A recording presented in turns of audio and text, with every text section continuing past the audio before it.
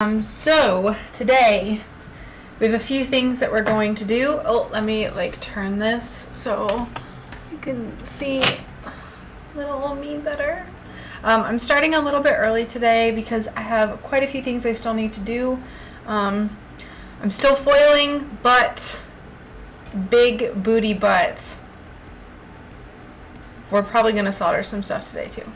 So I have 2 feathers that I need to solder, and then I have the moth that we need to solder. So that should be kind of exciting things, and it's not cutting glass or foiling. So we're going to start off with foiling and then get into soldering. Ooh, I almost knocked this over. We only have a little bit left to foil. So we have more honeycombs, and then we have some tiny things that I'm going to have to hand foil. We're going to see how I do with double band-aids. We're gonna do what we can, right? We're gonna just do our little best. More honeycombs. But that's pretty much it. There's one feather. Hey kid, how you doing?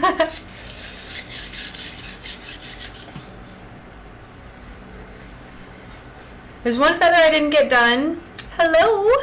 I just couldn't think of a good color that I wanted to do, so my goal was to do 6 feathers. I might squeak one more out, I'm not certain. It's Wednesday, the shop update is Saturday. We'll see. If you've seen my Instagram posts or my Instagram story, I have a deep space feather and a pink feather that we will potentially be soldering today. So I'm gonna quit blabbering on, and I'm just gonna start foiling. So I hope everyone is doing well. Folding laundry, that is literally my least favorite chore. I haven't folded laundry in, I don't know, months. I kind of gave up. It's just all in a pile in my closet, and it's been like that forever. So I have to come up with a better system. I'm glad to be assisting you with your laundry folding because it's the bane of my existence. Also, hello! I guess I'll just use my little shirt.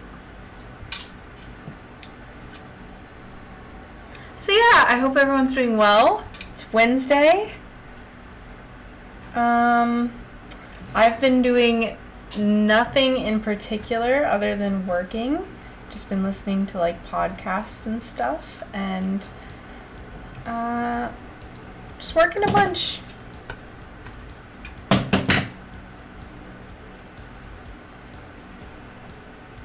I took about an hour break earlier, got some dinner, and then I was like, you know what, let's just do it. Let's just live stream. Let's do it.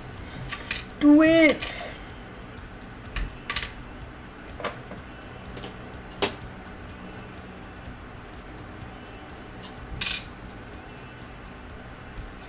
This weekend, oh no, I'm not going to compete with this lady again. I always feel like I have to yell over her. Let's see. Moving on.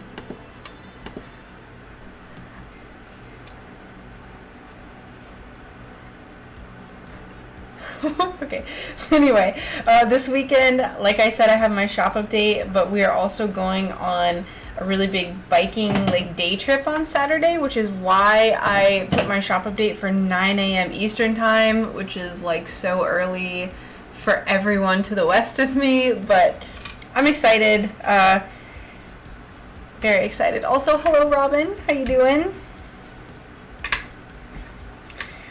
Our goal was to bike 100 miles in a day, not for this weekend, but just in general. And so far our longest, well, maybe not a day, maybe a weekend, right? Break it up. So far our longest bike ride has been 36 miles. Yes, it's 6 a.m. Pacific Standard Time. But it's because we're going somewhere that is about an hour away. So I'm gonna post all my stuff for my update, and then we're just gonna go. So I did this last time and everyone was very sleepy, and I know a few people have like set alarms for it, which is very nice. I feel kind of bad waking people up at 6, but, or like, you know, them waking themselves up at 6, you know what I'm saying. But I'm gonna go see my friend as well, up in Central Florida, which I'm very excited about. Me and her are very similar with our, well, she has a homestead, I just want one, so I'll be seeing her. I'm very excited. And she got a new puppy.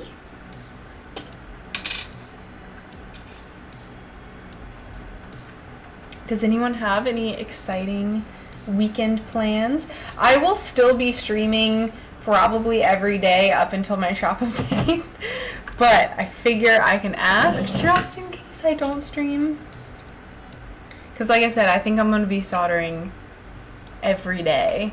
Well, I know I'm going to be soldering, but I think I'll just stream it. Because people really like watching the soldering process.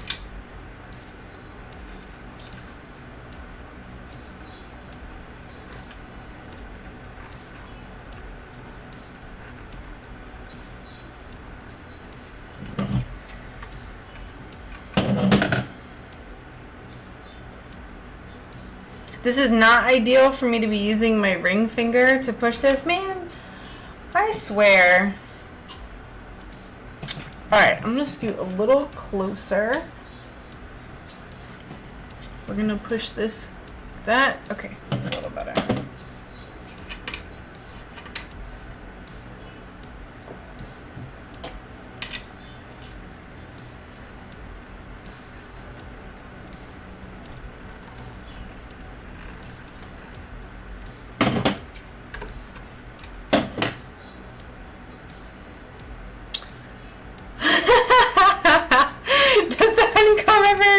No, actually, so I have everything foiled, and I was actually planning on soldering it this evening on stream.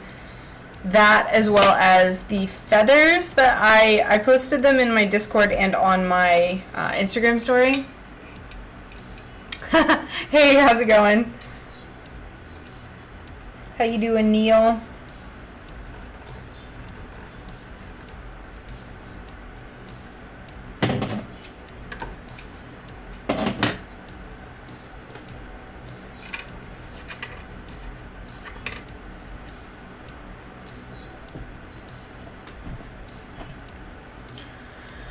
Watching while driving. If I don't respond, oh, that's fine. No worries. Please don't respond if you're driving. Please do not feel the need to respond. We don't need any car accidents. We don't need any of that nonsense. Thank you.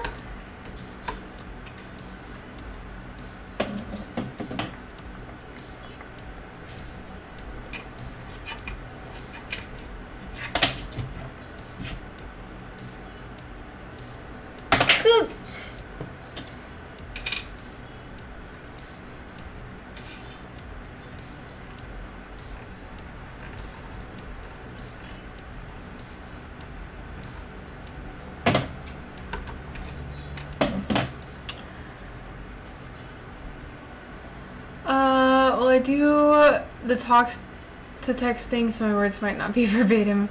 Doesn't like to pick up my Massachusetts accent. Oh no!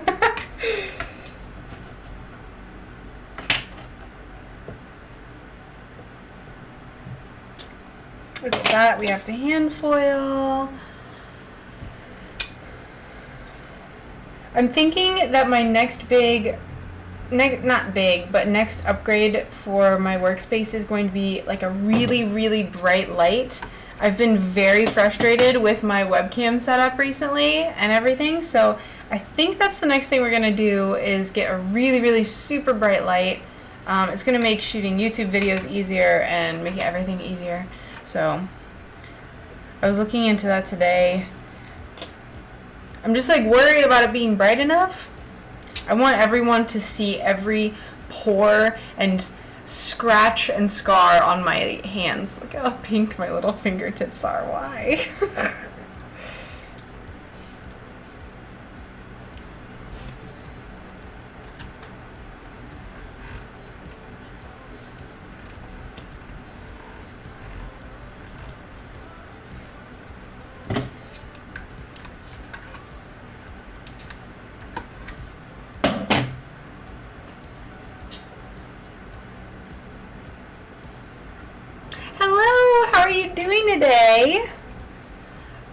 those tiny pieces to it look like they sure did. And we have so many more too. I have 5 more piles of these. These are for my succulents, and then I have some strawberry leaves as well that I forgot about. So that's what we have left to foil.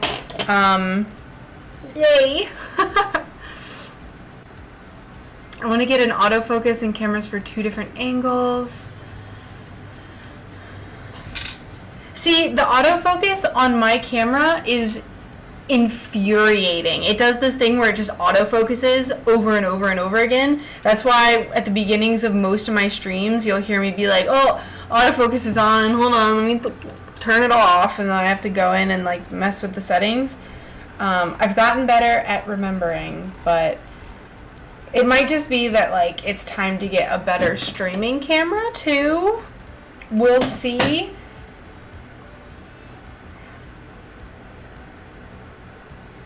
I hate spending money though, so I'm just like, oh. I also don't have a ceiling light in my room, and I just have like 5 lamps, so the lighting gets extra shadowy. I feel that. I totally understand. For the longest time, I was just streaming with this light, and it was terrible, and then I got my little magnifying lamp thing, and it's better. But I still don't like the lighting inconsistencies like around the edges of the screen. So I want just like a super bright floor light that just like I can stick over in the corner that I'm pointing at that you can't see, and just have it come over the table. I think that'll be best. Okay, we have to hand foil these. We'll go ahead and foil these. I have 2 $19 cameras from Amazon. Got some little wooden feet on Etsy or eBay. We'll think of something for them. Little wooden feet? Like actual feet? Made of wood or what?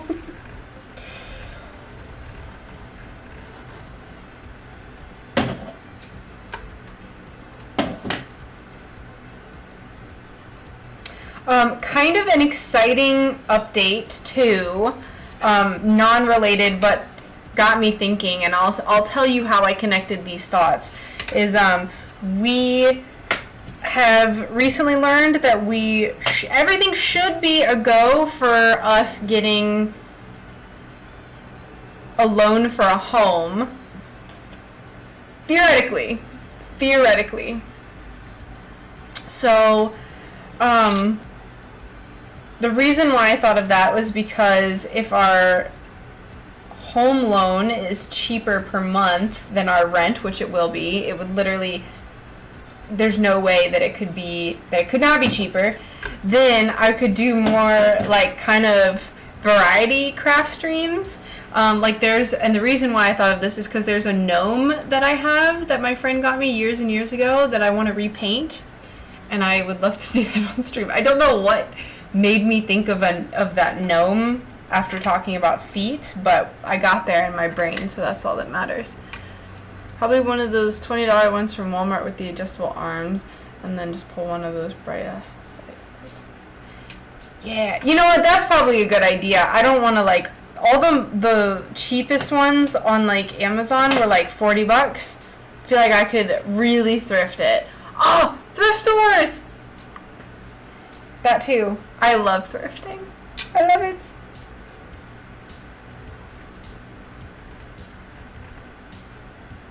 Oh.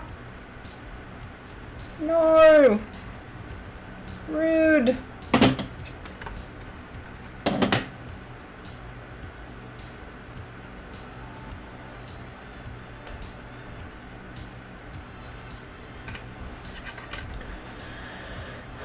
Theoretically, it's in theory, right? So if everything goes according to plan and we can talk to someone and figure all these things out, hopefully, here's to hoping. But then I would have so much more time for activities, and I could do more like random streams. Not random, but like I could do, like I would love to do a stream doing my block prints, because I've done one block print before where I like carved it out, and I have one that I've been wanting to finish for, I don't know, like a month now, 2 months now. So this is the first one that I did, was this, and it's like, it's black because the ink, because I like did the print. And then the second one is this, which I drew, and you can see like the mist. So that's what I want to finish this so badly. I started it and then I haven't worked on it since. So just got home, need to settle the pups. All right, that sounds good. I'll be here distracting myself while foiling.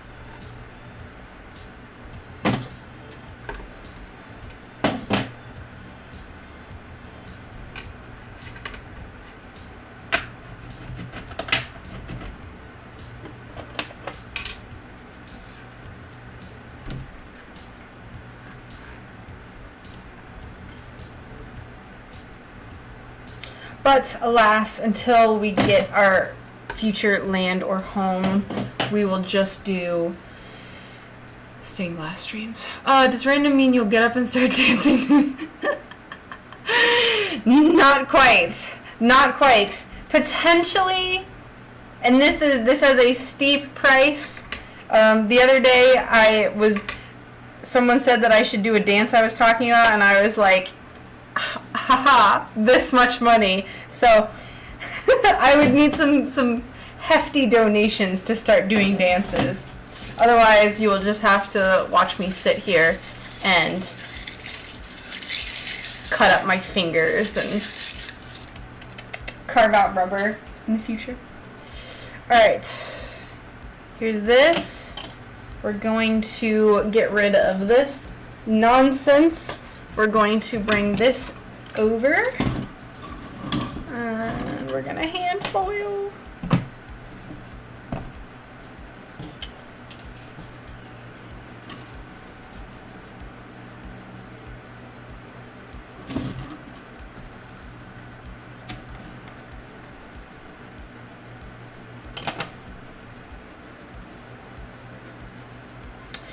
This glass that I'm using, it's just too textured to go through the table foiler, so it's just easier to hand foil it instead of going through the headache of it like ripping the edges and this, that, and the third. Ah! Well, in theory, it's easier if I don't mess it up. Oop.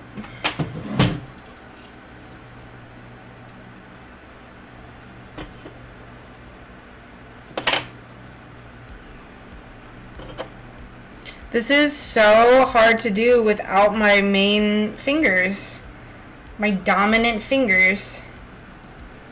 We will persevere.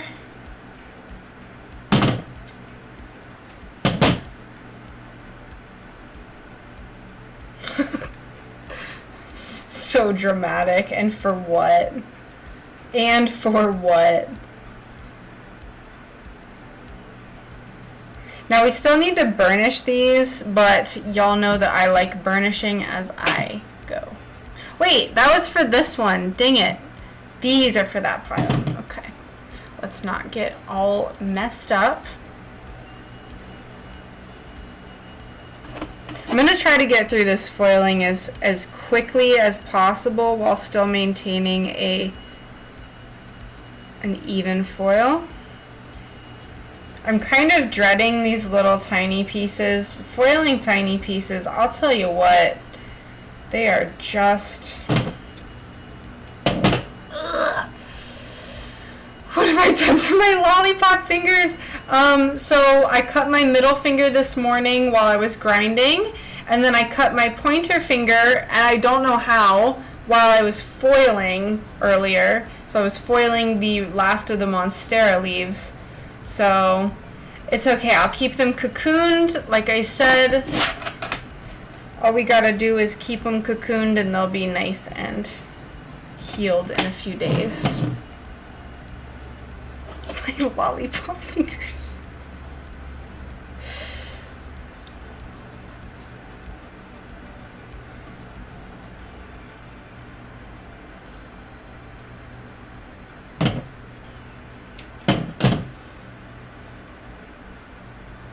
Trying to be speedy. Speedy. It's the crimping that is like just the most annoying part.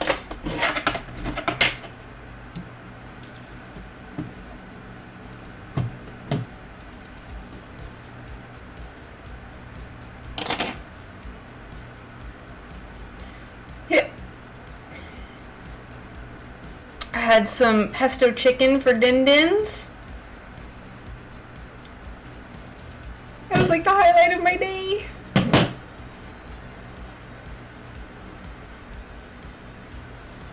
This is my pesto chicken. It sounds so sad.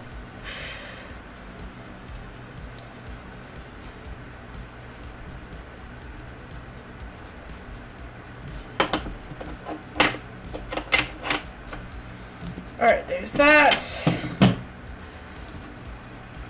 Now I'm going to try to do my best and foil everything tonight, but if I don't finish, I am going to prioritize soldering over finishing foil for some tiny little succulents that I can foil in the morning. So, and I also really, really want to see the feathers done. So, hey Noctis, how you doing? Hello. Alright, there's that. Let's go ahead. Do I want to procrastinate? No, I shouldn't. I should not. Let's go ahead and burnish these before we lose our motivation. There's a word. There's the word.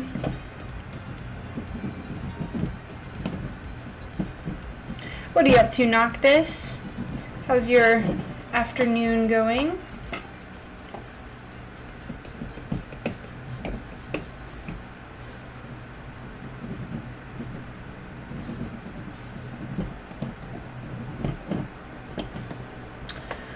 It's an old term I use when mixing foodstuff in a bowl by hand some time ago, where it sticks 16 fingers like the pasta, pastry, or something, egg and flour ingredient. Little lollipop fingers. We were talking, I was talking on Discord today with my two British friends, and they were telling me all about knickknacks and twiglets. I think they're twiglets and different kinds of crisps and chocolates. They were telling me all about it. I saw some like nasty cucumber flavored chips or crisps. But I think those were like Korean flavor or Japanese, I think. I don't know which one, I'm sorry.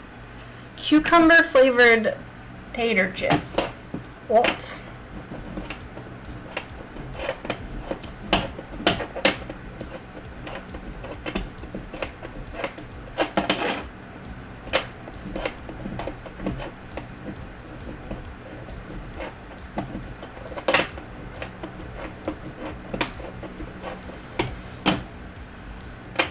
Hello. How's it going, Tom? I'm doing pretty well. just working on some projects and hopefully trying to get through it so we can solder and do something very entertaining. I'm all right now. Painters are going to do this place soon. I had to move plants all around so they could pressure wash everything. Ooh, very nice.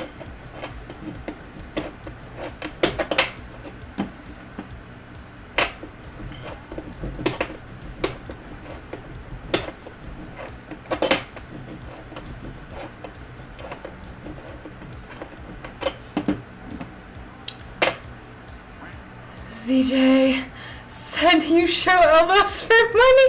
Oh, that's a really big host. Wow, thanks. Hello. Yes, I will. Oh, don't look at it. Don't look at it there either. Don't look. I require at least half a lemon to show my elbow. Well, dang. Hey, CJ, how's it going? How was your stream? Don't join. How was your stream, Tom? I don't think I've seen your stream before. What kind of stuff do you like to stream? Also, thank you for the follow. My secret is that I'll show some weenus for free. Please do not. And YouTube, don't take me down for saying that. Don't somehow catch that and be like, this is inappropriate. My viewers are snobs and probably won't come and say hey. Oh, well, that's fine.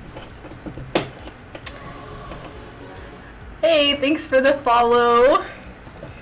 Welcome, welcome. Man, I am doing like the most boring thing possible. I'll introduce you to what I do if I can find some stuff.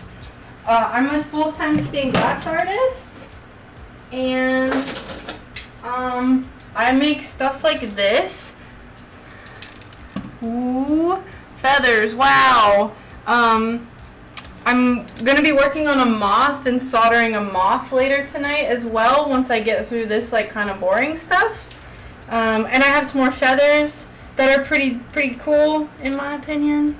So that's the kind of stuff I make. Just to give you a little idea of who I am.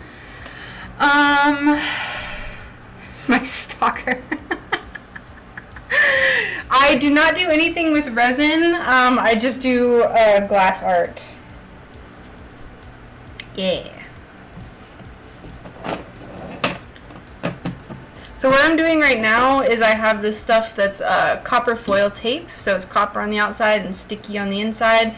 And I'm wrapping it around all the edges. And these will eventually become, like, I put these in, like, clusters, like so.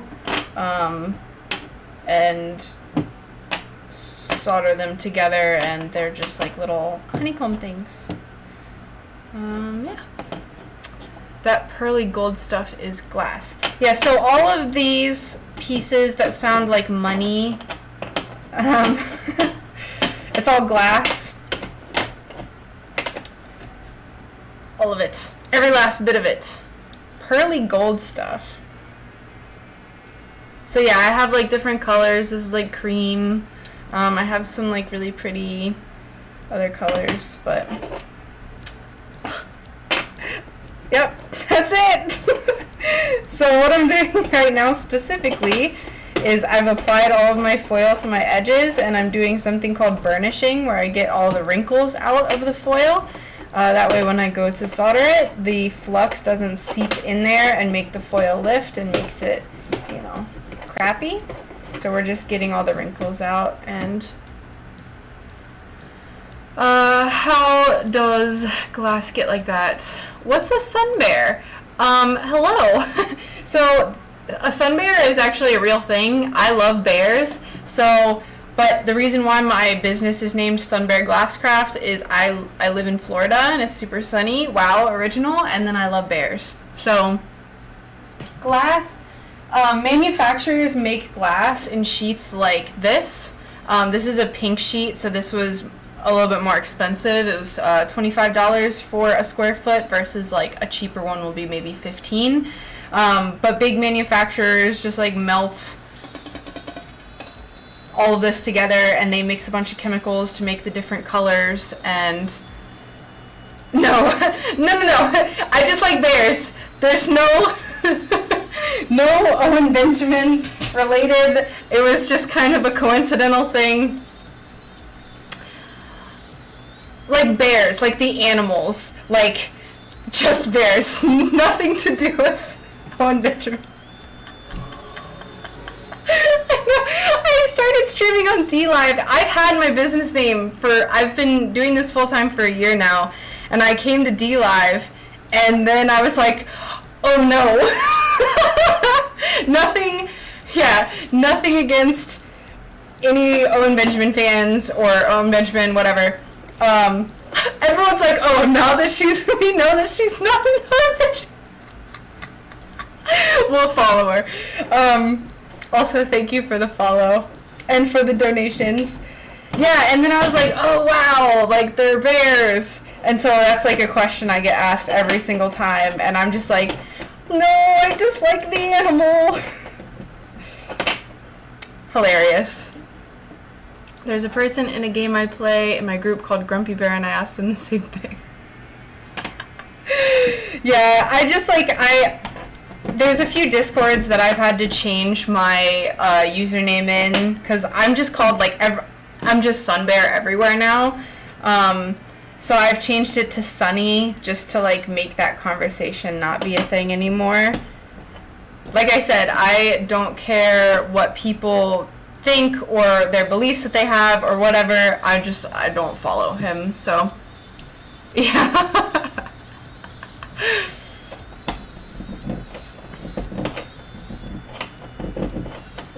Yeah, my first big host that I had, why that dog wearing a purple jumper?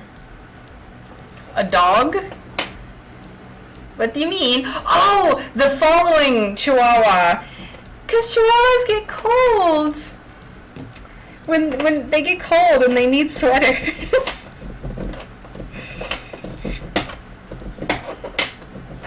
My Hallelujah Chihuahua follow thing. Whoops.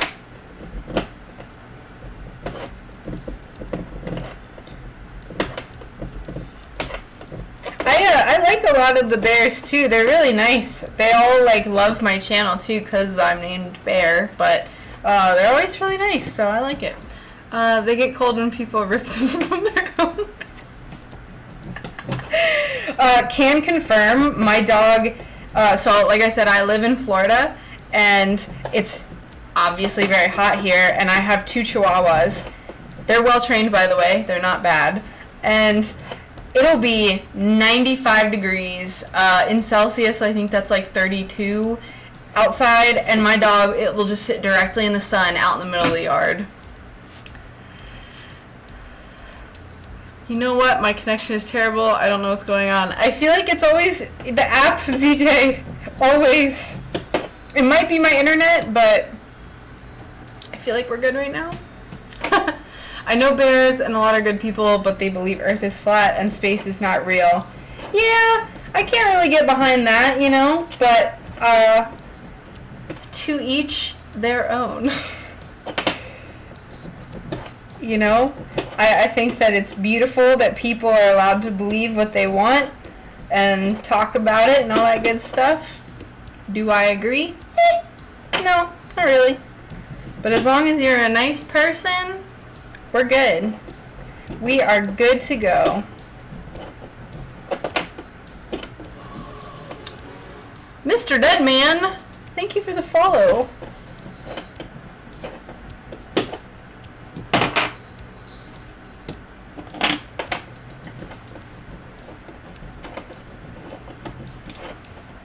Like I said, sorry that you came over here and you're like, host, and I am doing the most boring thing possible, but you know, it is what it is.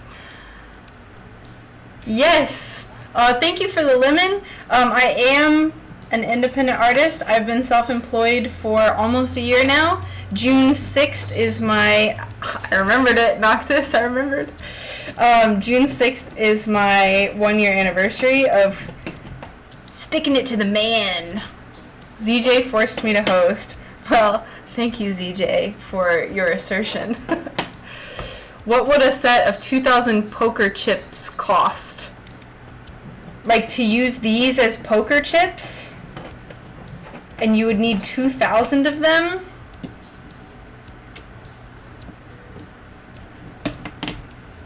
A lot. June 6th is my school friend's birthday. Ooh, very nice. Well, make sure you tell them I say happy birthday. Yeah, I did. Twisted your arm, huh? What kind of stuff do you stream, Tom? Gaming stuff? Art stuff? I feel like if you did art, I probably would have seen it because I stalk all of the artists.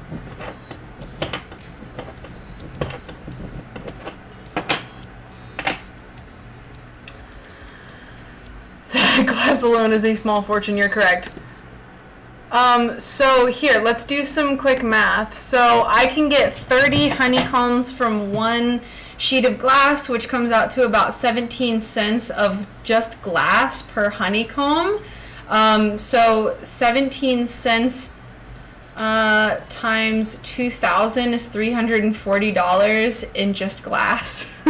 So mainly gaming. Very nice. Was that, Mom, why 2,000 chips? I don't know. What kind of games do you like to play? Recently, I've been obsessed with a game called Dead Cells. And that's all I've been doing before I go to bed. June 6th, that's Sweden's National Day. Hello! Hello! Wow, you're in Sweden! That's so cool! I love the people all over the world. I feel like you've told me that too. I'm more of a cool dude. My gameplay is trash, but my personality is also trash. You sound very dramatic. It's also the day after my birthday. Wow, everyone's birthday. Happy early birthday. Is anyone else having buffering problems? Or is it just the DLive app being unfortunate? He's very dramatic. I love people who are dramatic, so. Okay, cool. CJ, it's just you! My friend! Why? It's always you. Oh. The stream just became very international. Yes. It's always pretty international.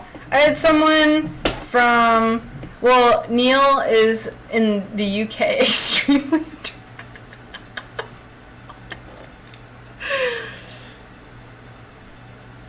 Oh. I've had people from Egypt, Turkey, because it's DLive, Sweden, heck yeah, I love it. All bonding over me doing something really tedious. How about that? India, heck yeah. Yeah, I usually have some people from India as well. I have to head to bed. It'd be 3 a.m. Ooh. Well, thanks for stopping by and for following, and I hope you have a good rest of your night.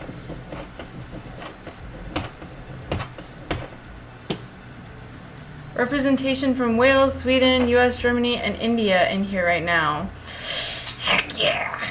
Very nice.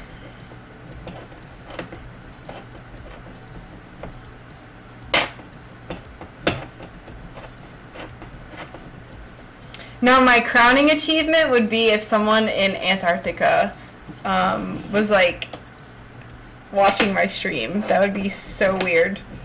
Just doing stained glass. I am Welsh, best country. That's not really a country.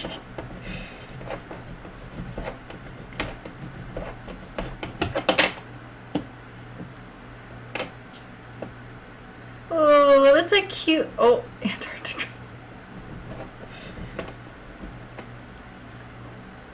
Nice to meet you as well. Exciting. What an exciting little stream.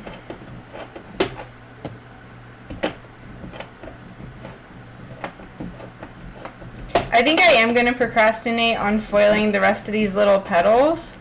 Hey, thanks for the lemon. That's a nice Pepe. Oh, also, I am a Pepe connoisseur, so feel free to post Pepes. Share your favorite Pepes. I love them. Hey, thanks for the ice cream. I appreciate that. Ooh, multiple ice creams. Thank you. That's a good one. Cthulhu Pepe. There's one, it's in my favorites. I don't have DLive open right now, so I can't access it, but Indians are rare here, but they all know each other. I know 2, 3 that have come into my streams before. 4. Yowza! Hi! Hey, how's it going? Happy Wednesday. Welcome, welcome. I'm going to be doing more fun stuff later. Right now I'm just doing like my final little burnishing. I'm gonna solder the moth and some feathers today. I was gonna foil some more little tiny leaves, but honestly, I foiled, I'm not even kidding, for 9 hours straight yesterday. So, yes, I do. In case anyone wants to check it out, my Instagram is there. And then if you want to join my Discord, it's like mostly art and then some small business stuff and garden stuff. So you can join my Discord as well if you so desire. You can, if you like do art and stuff, you can humble brag on my Discord, and I love seeing people's art and, you know, having little discussions about it. So there's that. Discord spiel. Yes.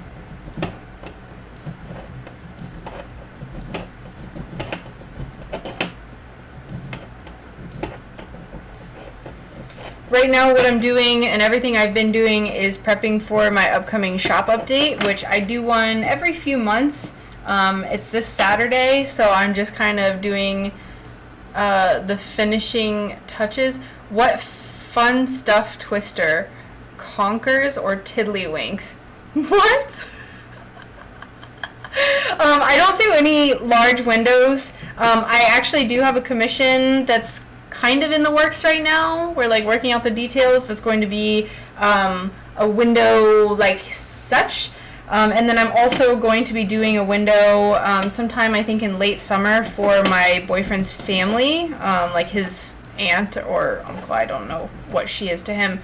And it's going to be a transom. So a transom is the window that's above a door, and they used to have them in Victorian homes to help with airflow. So it's going to be a pretty big window, like maybe just under a meter wide, and then like this tall.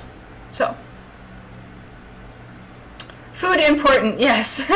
Thanks for stopping by. I really appreciate it, and I hope you enjoy your food. I'm being featured. Oh my gosh. Wow. What an exciting afternoon. What an absolutely exciting afternoon.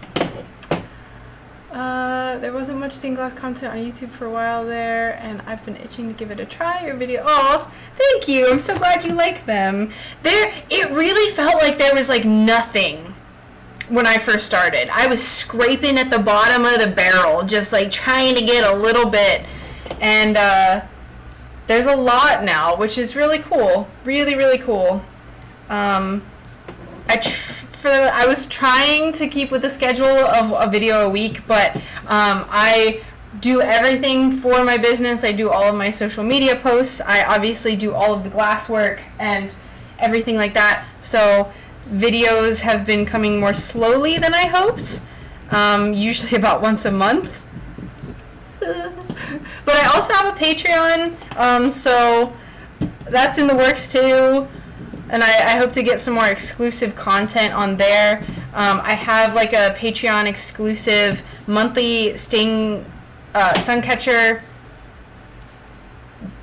thing, monthly subscription box. That's what I'm thinking of. All the spots are full right now, but I'm going to be opening up more, and I'm going to create like little tiny things, and you'll get one a month, and I think it'll be really fun.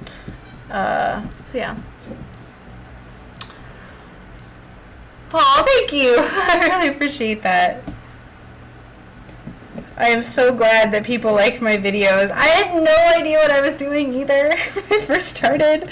Like, Brian, my significant other, he has a YouTube channel as well, and he like taught me the ropes of the editing software, and then was just kind of like, all right, go. They always seem to release just in time for a mental breakdown. Glass catastrophe. There will be none of that. There's no need for a glass catastrophe breakdown. Everything is fixable. Just keep that in mind when you do stained glass, or any art really. Everything is fixable. There is always a way to work around something. Nothing is the end of the world, right? So... Hi. Okay. I've been there though. I've been in those situations where I feel like it is absolutely the end of the world, so not saying it like, ooh, everything's perfect.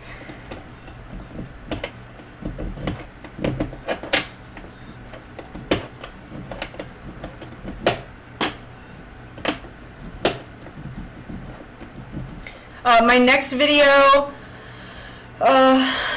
the feature must have been bound for me. Always get featured when I'm finishing. Ooh, good luck charm then, huh? It's starting to feel much better slowly. Very good. Very, very good. It does take a while, and I'm not gonna lie, like, it took me quite a while to feel confident with my stained glass work. And you know what a lot of the confidence came from? Was my soldering iron. That was like, soldering used to give me so much anxiety. Also, for everyone who is not in the United States, we say soldering. I know everywhere else pretty much says soldering because there's an L. I don't know. That's just how Americans say it. So, before anyone's like, this dummy. Also, thank you for the lemon, ZJ. I appreciate it. But yeah, when I first started... How long did you practice before selling? Not very long.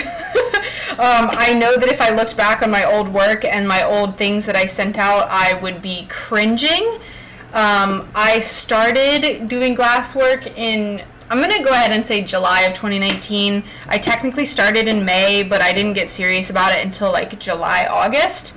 My grandma bought my one of the first things that I sold. Bless her heart. It was a rose. And then I did some commissions over Christmas where I basically just charged for the materials, and the rest just kind of fell into place. You want to say all the other words you guys say wrong too? No! I can't help the way I am, okay? And from my perspective, y'all are saying them wrong, right?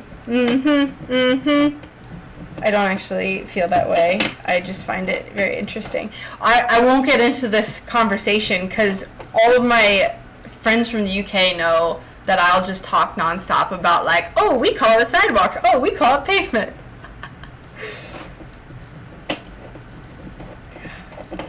I did catch my friend between a rock and a hard place one time, right? So he's from the UK, and I was like, vitamins, and he was like, no, it's vitamins. And I was like, okay, how do you say vitality? And I was like, do you say vitality? And he was like, no. And I was like, I say it all with love and in a joking way, but I was like, they're vitamins. Vitamins, vitality, got him.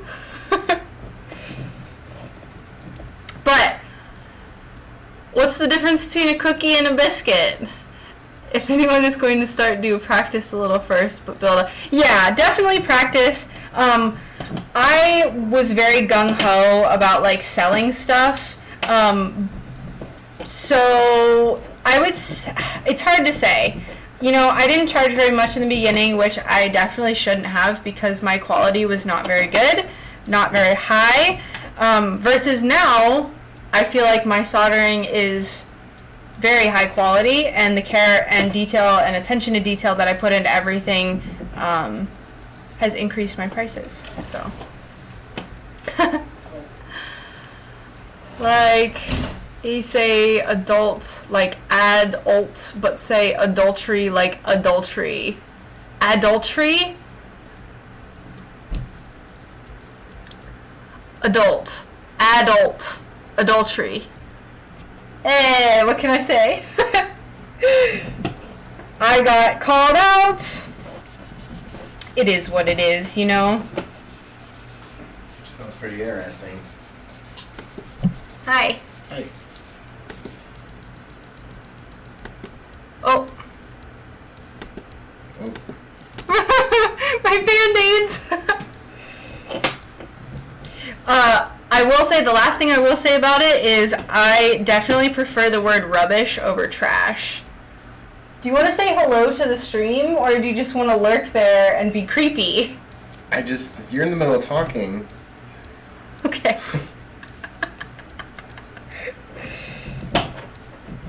And you still haven't said hello to the stream. Hello to the stream. Hi, So- stream. How are you, stream? Good. That's better. What's up, citric acid? Better. Very polite.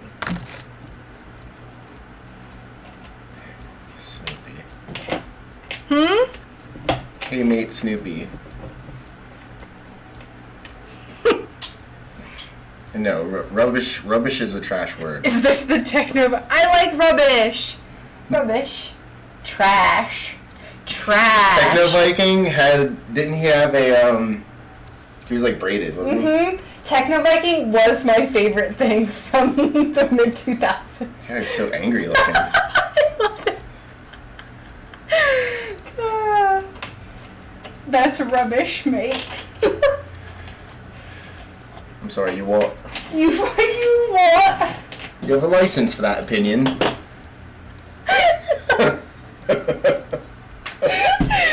No, that's where this conversation ends.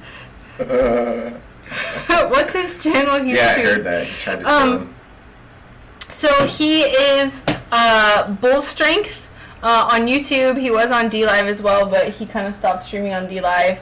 I haven't really streamed on YouTube. Bull's Strength on good old YouTube. He does not do arts and crafts. He does strength-related everything. Techno Viking tried to find and sue the video maker too. I remember that. What tats you got? It's petty. It's petty. Are you want to show your tattoos? It's mystery. Well, he's a UK guy, right? Mm-hmm. Hold on, I gotta get past this artist. This is... Okay, there we go. Strength. I have more muscle in my baby finger. Good.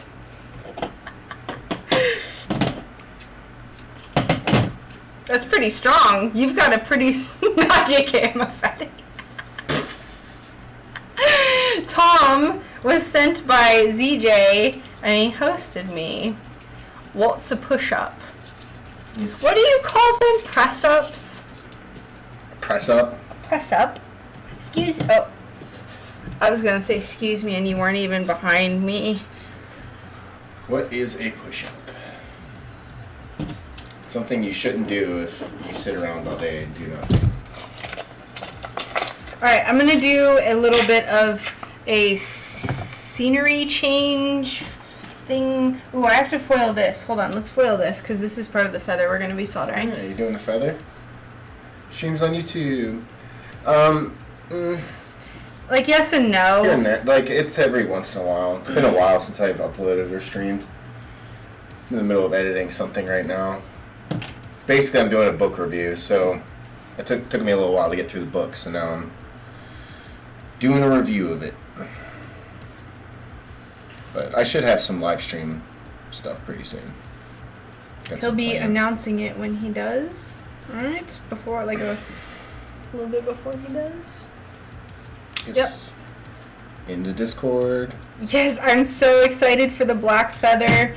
It's like it looks black, but it's like super crazy colors. The iridescent glass on it is black, so you can't see through it, but I thought that it would give a cool effect of having like parts that you can't see through, like you can't see light coming through. Like I thought that would kind of emulate like the far reaches of space, right? So that's why I chose a super opaque glass for those parts. You'll see, y'all will see what I'm talking about in a little bit. Took you a little while to get through a book. I'm surprised you have time to read after all the raves. Right? No, I'm just hungover all the time from all the Molly I'm dropping. Shush! I drop our cat. I pick her up and I drop her. My cat's name is Molly, so careful. I'm on YouTube. I don't do stuff like that. I know, but I'm on YouTube. I don't want them to flag me. It's a techno Viking joke. I know. They're not gonna flag you. I'm just scared. my technology overlords. Please don't flag me. And piss off the sensor robots. Alright. Alright, you have fun. Thank you. I just have Sean at 7 today, so. What is the... Can you turn the thermostat down to 73 if it's not already? Yeah. It's getting hot in here. Warm! No. No doxing! We're good! Nope. Alright. We'll do our feathers. What? It's 72. Oh, alright. It's just hot then. It's Florida. Yay. I could turn down to 71 if you want. No. Our electricity bill was so high last month.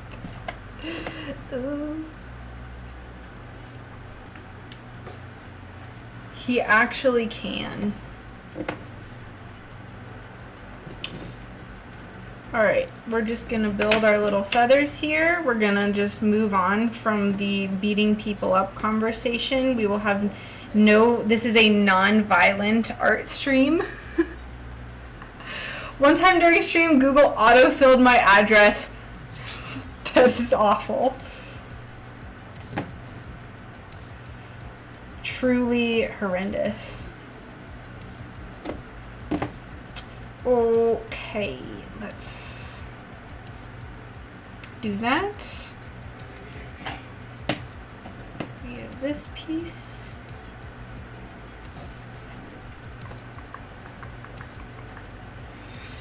Like so, like that. Our little pink piece.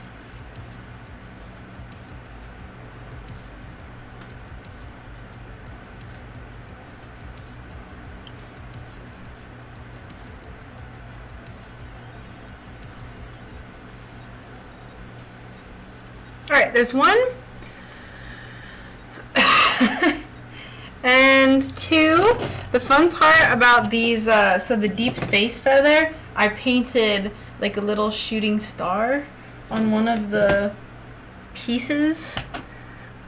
I'm very excited about it. It's not saying much because I get very excited about everything, but you know. Now, it's going to be impossible to show you what this glass actually looks like. I'm going to try. So you can kind of see in the light that it's not black, right? Like you can see that's kind of blue, but it's this really, really gorgeous, like purple and blue, like striated glass. It's super fun. It's great. We love it. And then we have these like funky iridescent pieces.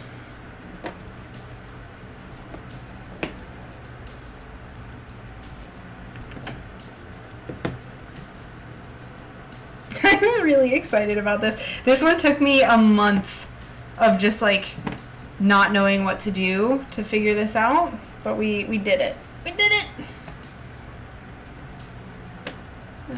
This piece goes here. This piece goes schmear.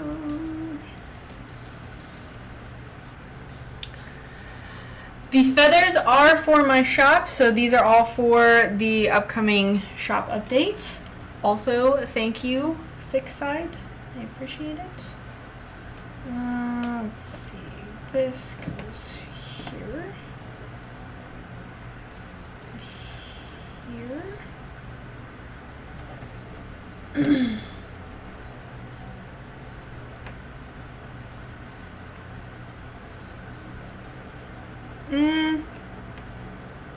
Yes, okay. This.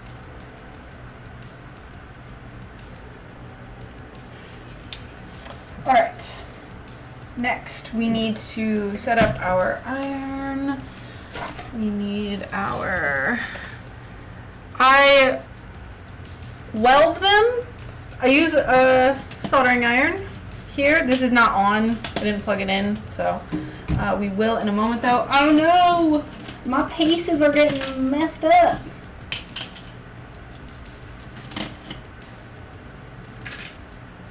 Gosh diddly darn it.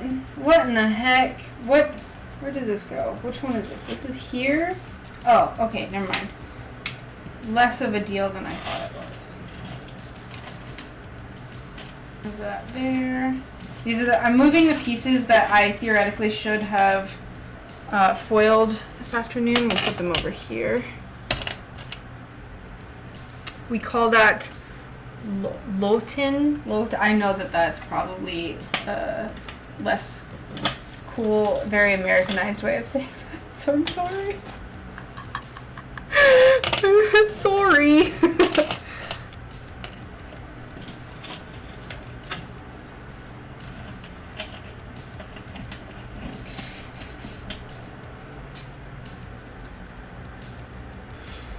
I'm sorry. I tried. I don't know how to say those the special O's. I tried learning Norwegian for a little while. Ooh! I just threw that, and it was really difficult.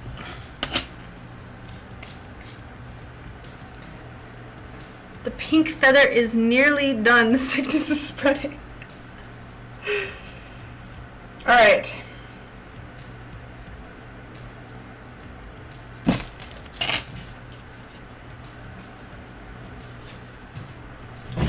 So we'll move this.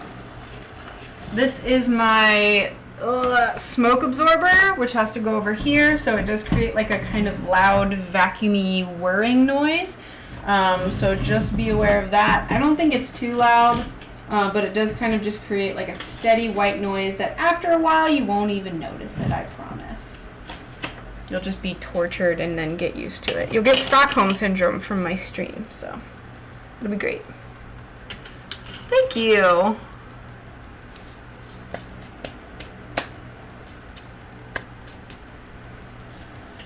Okay, you're gonna go up here. We need our solder, which is here. We need some water on our sponge.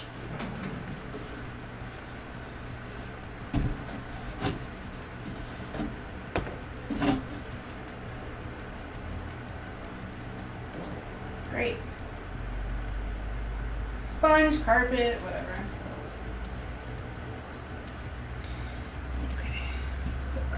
There, I have a sponge that's to clean the iron tip off. I got water solder absolutely everywhere. Let's see. We need our Flux brush, which is here. I have my little bottle cap that has Flux in it. I'm gonna close the curtain again. It's because it's super sunny. So this is our Flux that we use, gel Flux. Hooray!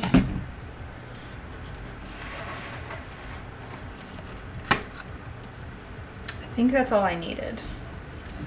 I'm gonna get my glove. Yes, it will be. I used to take them down, but it will be available for later. Oh no, the finger came off.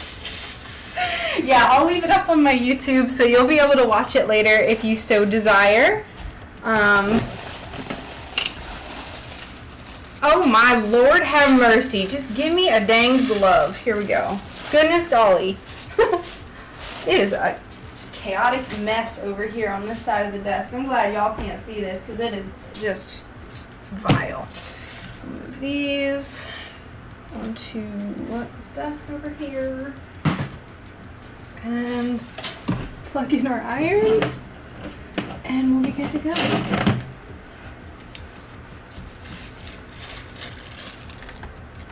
Here, let me fix this so you guys can actually see me and not just my torso.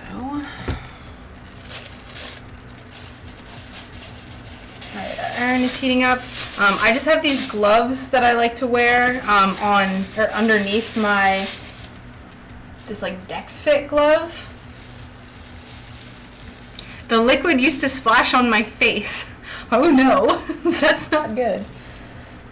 Let me get my little standing mat. This is such a high maintenance setup. I'm sorry, y'all. This is taking forever. Okay.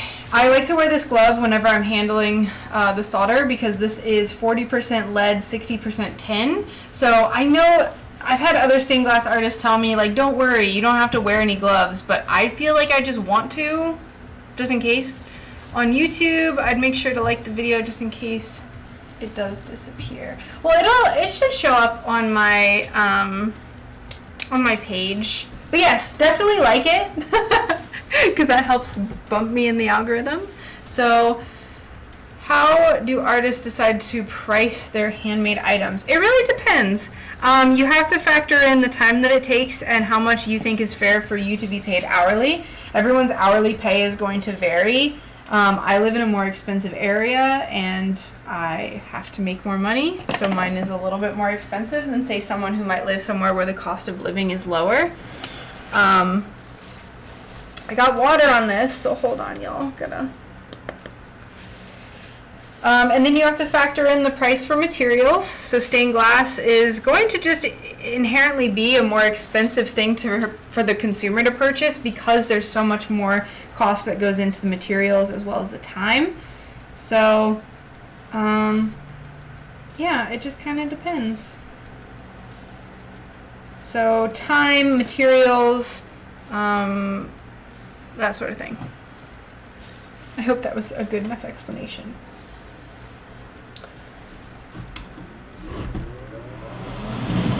So what I'm going to do is, what I like to do is just kind of brush Flux on to the joints where I'm going to be soldering first. I don't apply it to the whole thing. I just kind of go where I'm going to connect them, and I usually aim for where like these 4 pieces meet. I'll aim for this little spot and try not to move it around this much. It's kind of hard sometimes though. Some people will use tacks and they'll pin it down, but I don't care to do that. Let me move the camera a little bit so you can... Do I want to move the camera?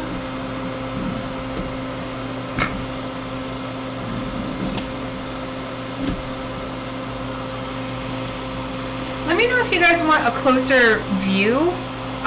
Like if you want it to be lower, I'm going to keep it here until... Materials cost you $5, you can charge 25 quid too. Yeah, I mean, it just depends on what the project is. I have kind of figured out a price per piece that equals about the same amount as what I would like to get paid hourly plus the materials. So that took kind of a while for me to figure that out, but generally it depends, because each thing I do I price individually, but I have a kind of formula that I follow, and if I do the math and it sounds fair for the size of thing that I'm making, then that's what I charge. Hello! So usually for me, I end up charging about $5 per piece. So when I have a finished product, count out all the pieces. It depends though. Sometimes it's more, sometimes it's less. It really, really varies. So I'm gonna quit running my mouth. We're just gonna start doing this.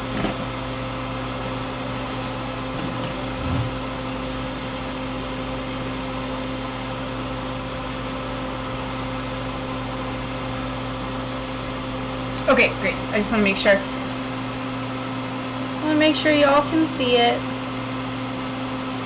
What I'm doing now is just called tacking, so I'm just getting everything held together. I'm not worrying about what it looks like, how pretty it is, none of that. Just making sure it doesn't move. Soldering is a little hard. It is a little difficult to get used to. So it's definitely probably the question that I get the most, or like the request I get the most about like video tutorials.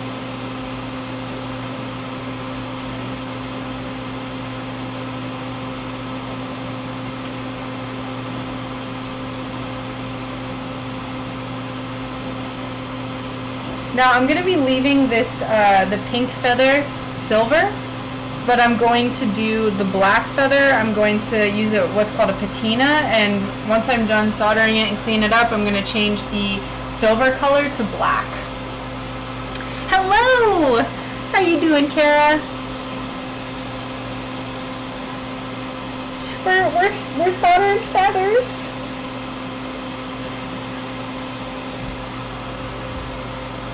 I'm going to be soldering the moth later tonight as well, so should be interesting.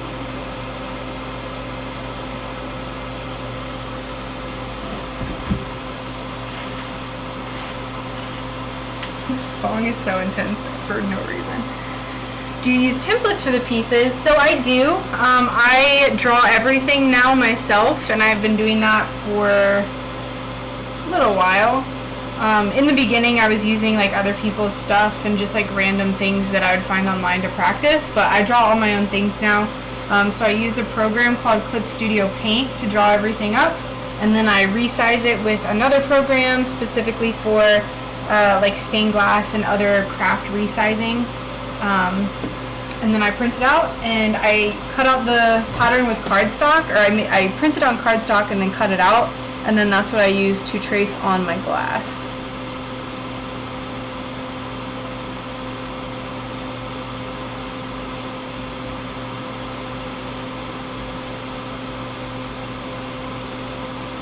From the beginning, I was like really stubborn and I didn't want to use anyone else's patterns, although I did a few times, but I don't like to. Cuddling puppy! You mentioned the cost of a full sheet that would result in so much per centimeter that for wannabe startups can help work out pricing. Yes. So the only thing I've really priced out like 100% are my honeycombs.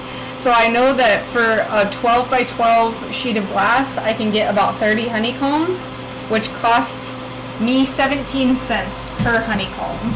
So I also can't wait to see them off. I think it'll be really, really neat. The glass, I was really, really worried about the glass, but I have a feeling I'm gonna have a hard time parting with the moth.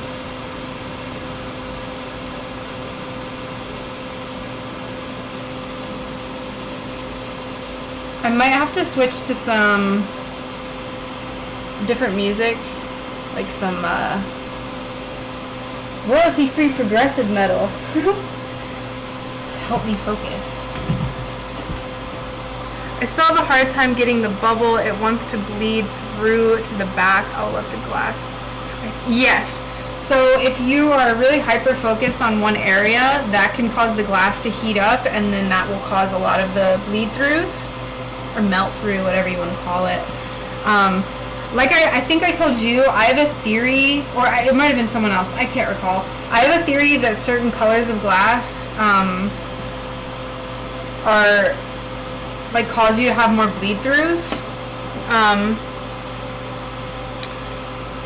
Yeah, I think Christy's been keeping it at.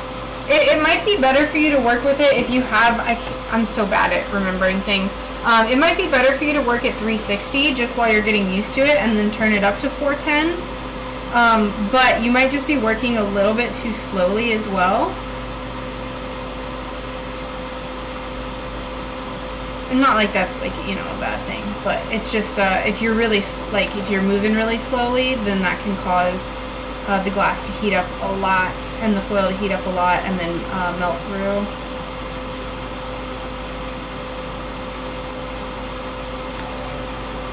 Oh, subscribers. Hello. You guys don't hear the music? Oh my god.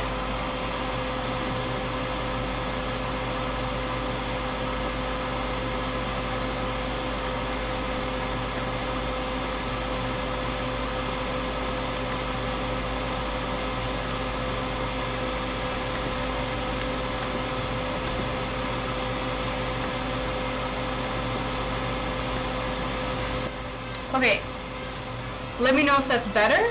I can adjust the music. The fan, I know it's annoying, but red colors or purple colors seem to bleed a lot, at least on cloth items.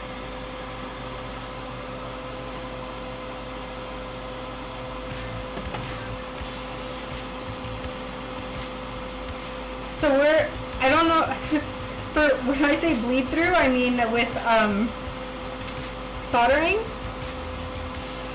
not clothing, although that is very good advice.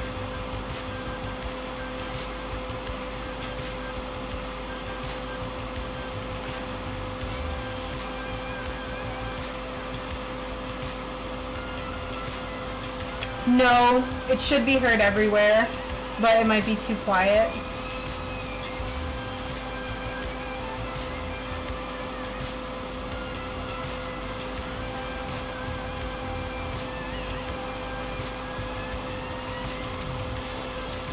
I swear to God, my audio, my audio changes every single time I stream. I turned the music up, and if you still can't hear it, please let me know.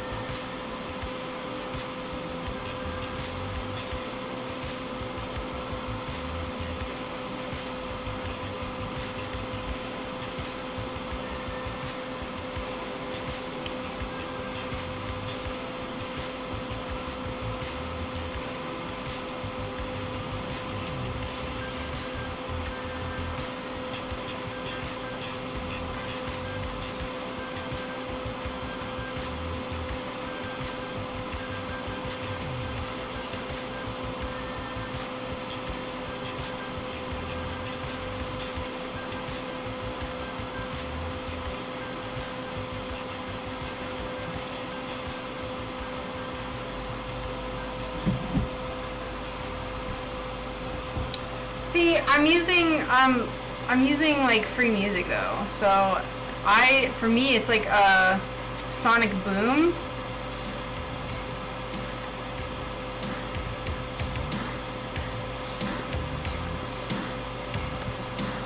Is that better? I'm gonna have to take my headphones off because it's so loud for me.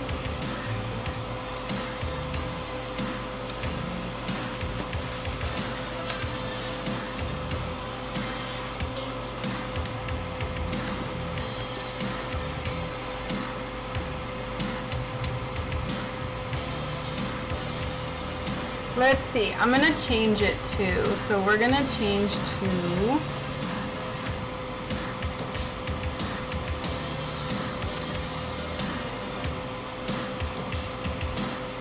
We're gonna start over. So like the beginning of this playlist. Great! Finally! 20 years later.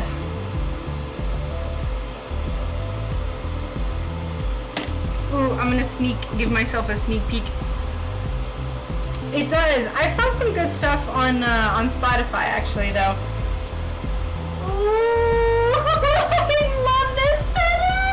I don't want to give this one up. It's pretty. Ooh. Alright, let's finish. I'm gonna finish and then I'm gonna look at the space feather. Space feather. Good lord, I can't talk.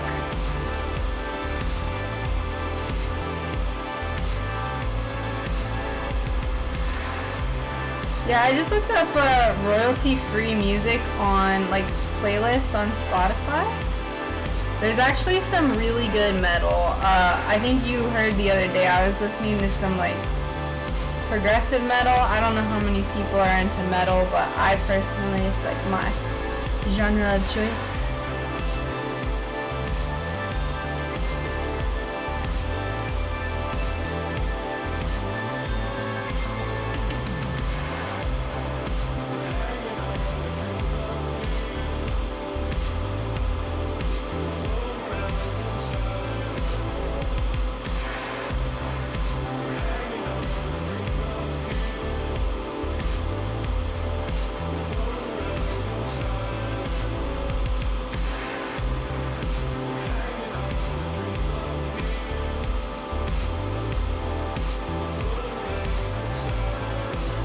Thrash metal, best metal?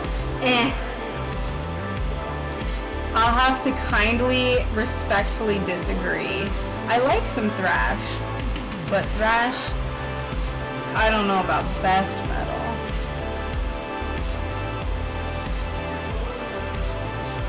What's your favorite, who's your favorite artist? 6ix9ine. Who is your favorite artist? Let me see if I know them.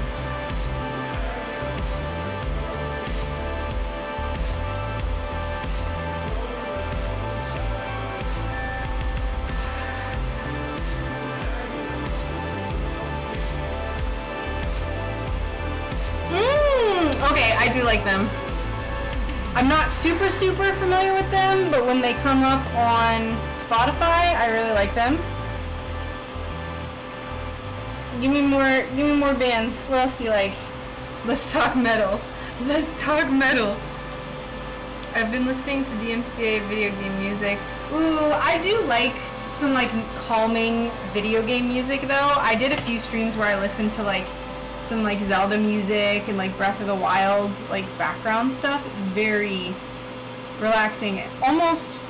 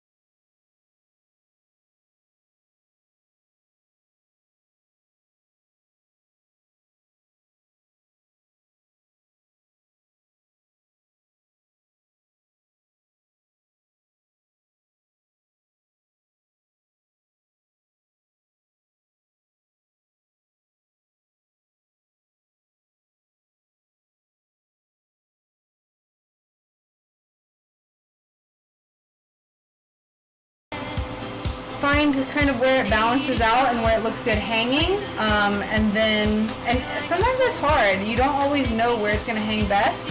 Actually, the hummingbirds that I did recently, I thought I could get away with just doing one jump ring, and then when I hung it, it looked like the hummingbird was like being hung. And I was like, oh no. So I had to add another jump ring, and it made it look a lot better, like kind of more like it was flying instead of like choking on something while, like it got clotheslined while it was flying. So I hope that helps. I knew that was gonna happen. Gosh bless it.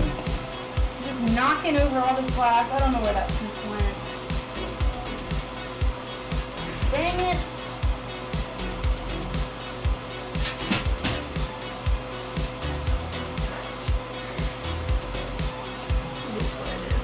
Basically, I don't dislike any types of metal except for Screamo and Epic stuff. That's fair.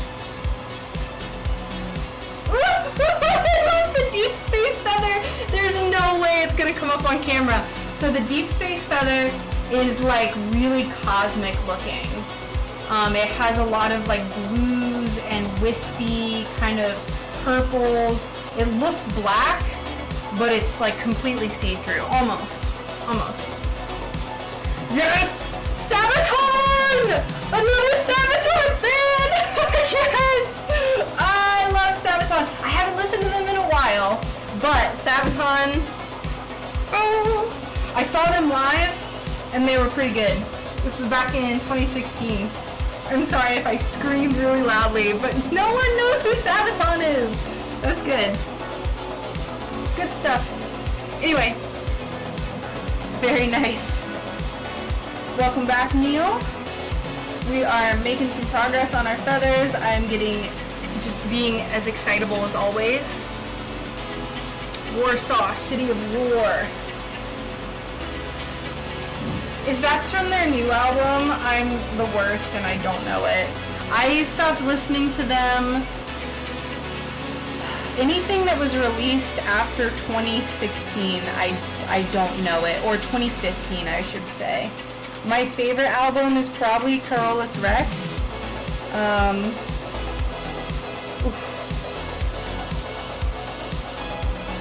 No, none of these are sold. These are going to be available at my upcoming shop update on Saturday.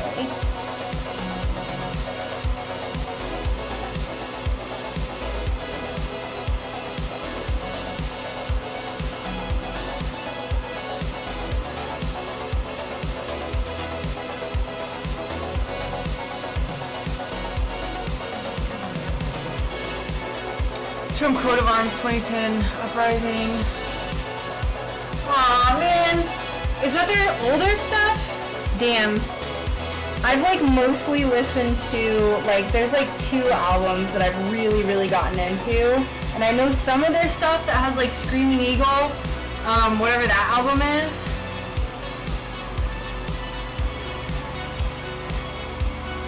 So it will be available in my Etsy store on Saturday. So I don't actually think I have a thing for my Etsy, like an exclamation point thing, but that is my Instagram, and I have all my links on there. I've done 5 feathers so far, and I think I'm going to keep it at 5. There might be a 6th one that I squeak out before Saturday, but we'll just have to see.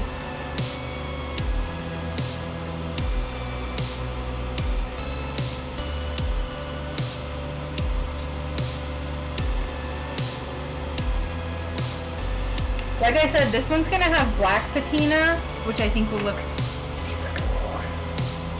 I'm not gonna do that on stream though, because it's kind of time sensitive, and I don't like working with chemicals and being distracted by a stream.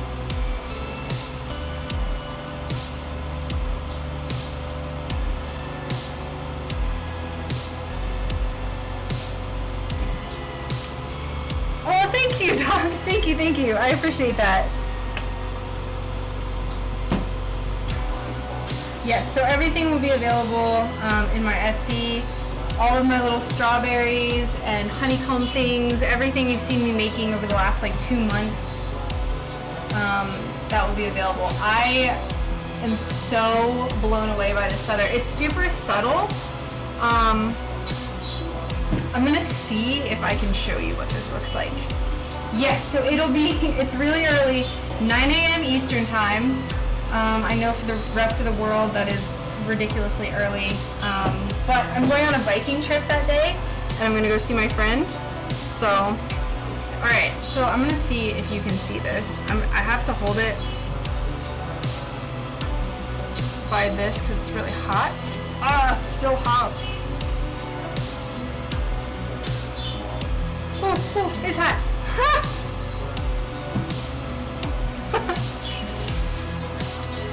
Oh, thanks for stopping by. Yes.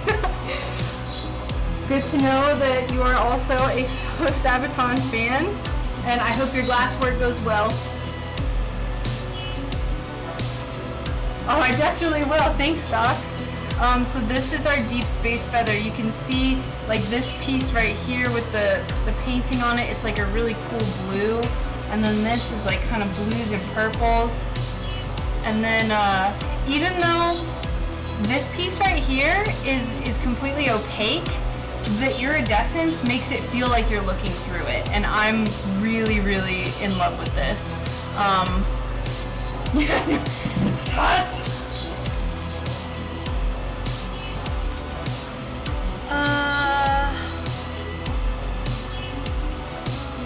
Favorite colors? Okay, cool. Sorry. I'm sorry if I missed any messages. It's hard to like look while I'm soldering. But yes, I'll definitely post it there. I expect all my tiny things to be kind of the first ones to go because I made a bunch of mushrooms. Yes, fly into the moon! The Doge feather! Alright, we're gonna go ahead and do the backs. I wait until the end to do the edges, so we'll just do the fronts and backs, and then we'll do the edges, and we'll work on our mouth.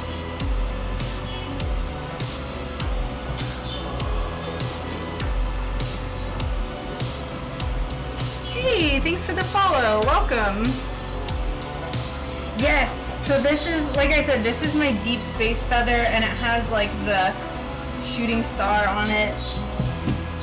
I was so happy with how it came out. I had anxiety, like total creator block anxiety about the deep space feather for like a month because I knew I wanted it to be deep space. I just didn't know what to do for it. And then yesterday I sat down and I was just like, we're doing this.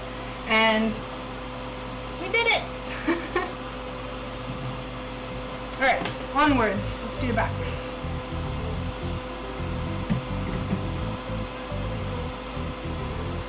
We did it!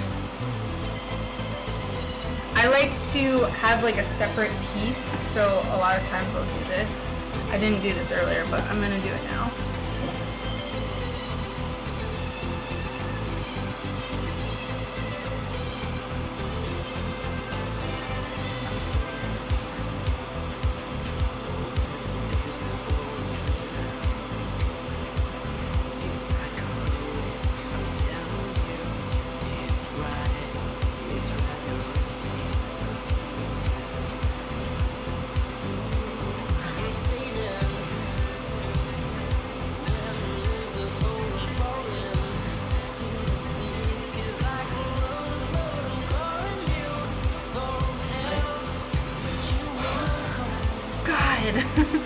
What about mailing costs to USA and Canada, Europe, Australia, Japan?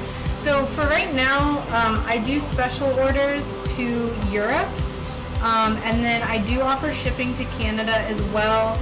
US shipping for anything under $35 is, like, I have the shipping costs in there, like it says the shipping costs.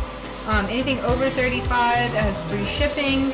And then to Canada, I do have to charge a bit more because shipping to Canada is a lot. Like I said, special orders I can do to Europe. It depends on the country, and then I usually have to charge, like make sure I'm charging fairly for the shipping. Some of the countries, I give a warning, like there's a lot of taxes associated with it, like shipping to Belgium. It's anything that's $22 or 22 euros. Over 22 euros, you have to pay like a 18% tax on or something. So it's kind of lame. Oh my gosh. Okay. I seen a Welsh sub emote and I was supposed to be like, who this guy? Yeah, I think that's Doc. Feel like I'm walking on broken glass. Why in the heck do you feel that way?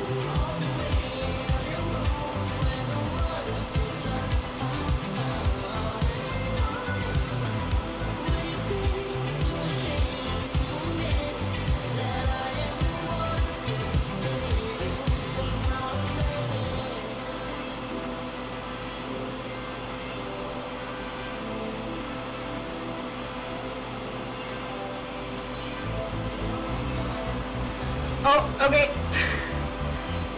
19% even. There you go. Yeah, so I sent a crystal, or someone ordered a crystal from me who's from Belgium, and I didn't know about that. So it's kind of a learning experience. And it was, she got charged 35 euros. And we didn't expect it, and then she was like, what is this? And I was like, oh no. So that was my, like, kind of, that was my fault. All they did was, like, bill her, send her a bill, but it's still stinky.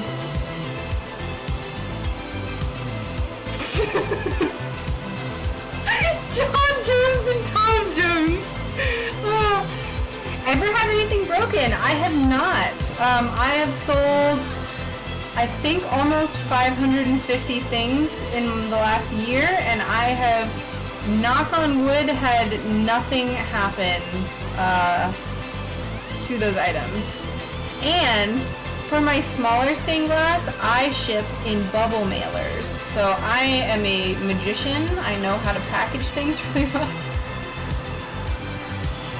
Like these feathers, they're gonna go out in bubble mailers. Cause the way I package them.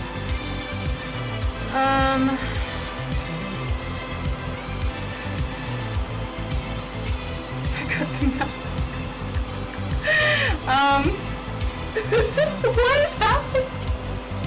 So the only color that solder is silver, and then you use chemicals in order to change the color. So I haven't quite decided on the pricing. I think for the painted ones, and I might just be for all of them, I'm thinking 85 for how long they took, and like the painting takes a while too. So I'm thinking about 85, maybe more, maybe less. I need to sit down, and once I make the listing, that's when I price everything out.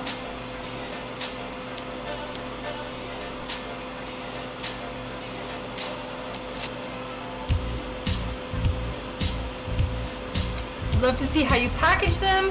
I do have a few videos on my TikTok, which is not helpful now, about how I package them. But basically what I do is I sandwich them in cardboard, like a really thick cardboard, and then I wrap them in bubble wrap and send them out. And the cardboard is really, it's basically like I'm boxing them up and then just using the bubble. What just happened? My goodness. Using the bubble mailer just for the shipping itself, but sandwiching them in cardboard, that's what gives it the strength. And usually for bigger pieces like this, I'll wrap it in 2 or 3 sheets of bubble wrap, and it really does just fine. I don't know if that's a streaming thing for the price or the bubble mailers. Probably the price.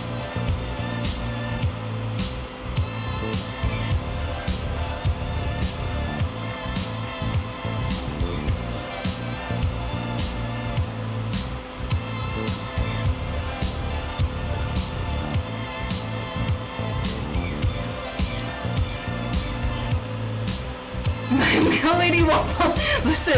Listen, my mail lady is also a savage, so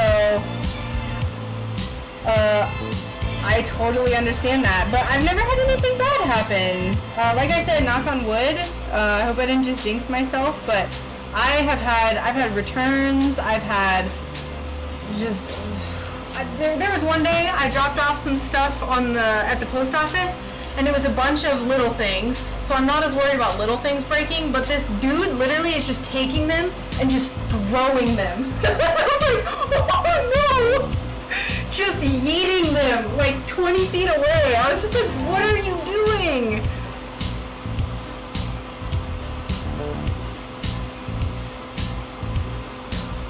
They are. You know, they take me a really long time though, and you know, my materials are pretty expensive. So I used to be really worried about, you know, oh, charging too much, but really I wasn't charging fairly enough for myself. And I have gotten to a point where I'm very confident in the quality of my products and the time that it takes for me to make them and the attention to detail that I have with them. So I charge what I think they're worth.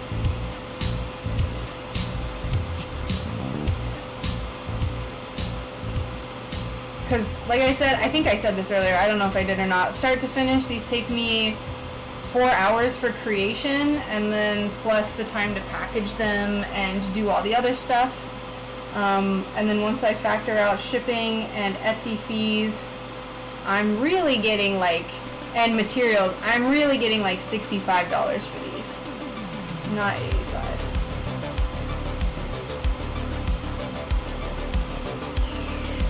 British postmen are the best. That's good. Our mail lady is terrible. Just terrible. Bless her. Bless her cottons.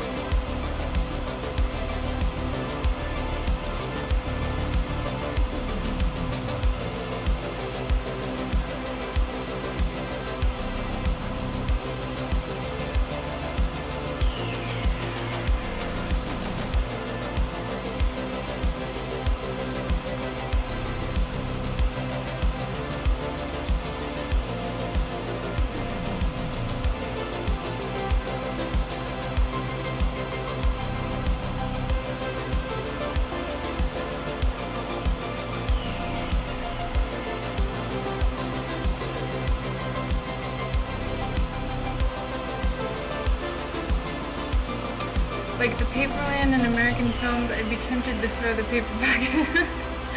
Paper Lad. I've been selling so much of my beef jerky to the guys at work. I want beef jerky!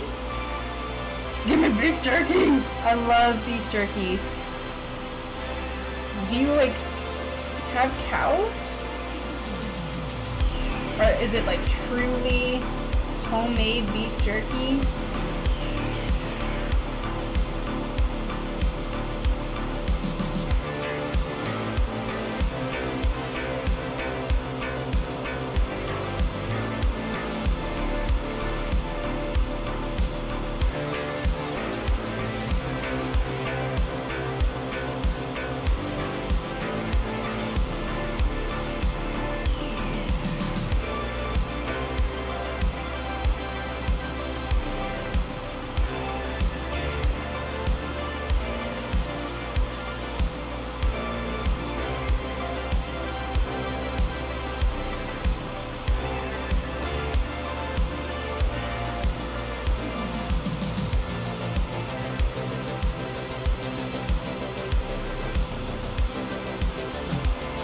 Looks good. I would send you and Brian some if you have a P.O. box. Ooh, I don't! I'll definitely take you up on that if I do get a P.O. box, which I am thinking I will pretty soon. That would be so cool! I would love that a whole lot.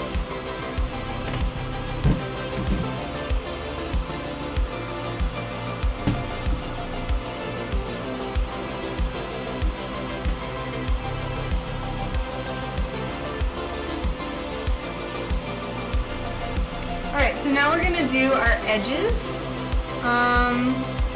It's going to be a little bit hard to see on stream, but we're going to try our... it's warm! We're going to try our gosh diddly darndest.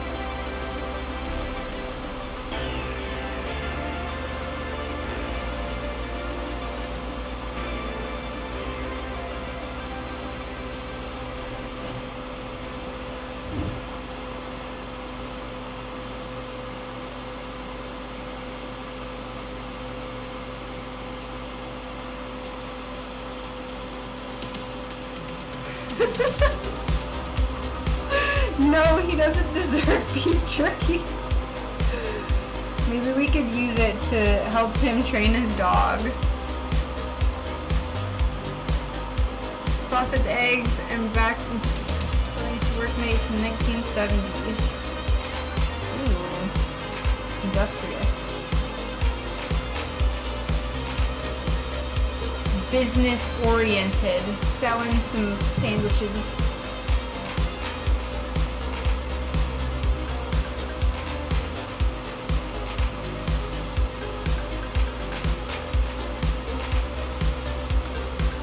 Bacon. Okay. Thank you for clarifying. I appreciate it. Whoops.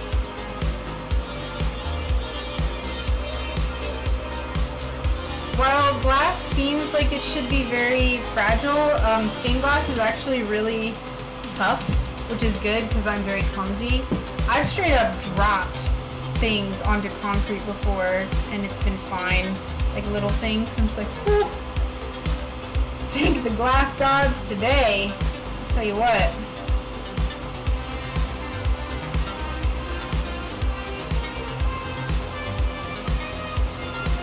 Now once we do our edges, we'll have to go back in and do fix up where the edges meet on the solder lines, but it's super easy, so we're almost done. Almost done. And then we have to do our moth. The moth.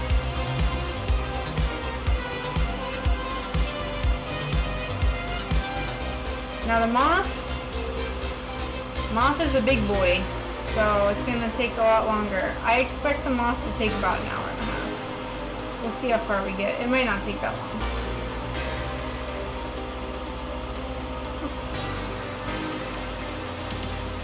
Showed he was smart and made money by starting a little side business. Heck yeah. I feel like there's always a way to make money. If you try hard enough, you can find a way to make some side cash. Sunbury Glasscraft is perfect for SpongeBob SquarePants.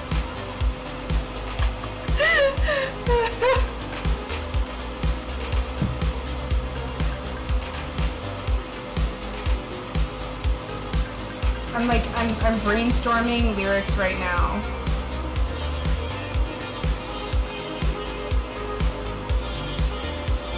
I'm not good at lyrics though. Let's see, where do I live?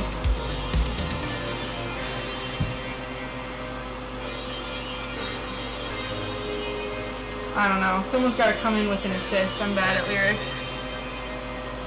C is for confusion of the highest order.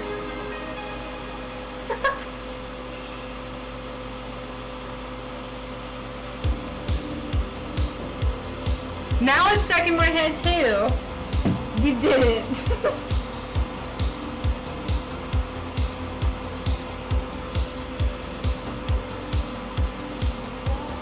You did it.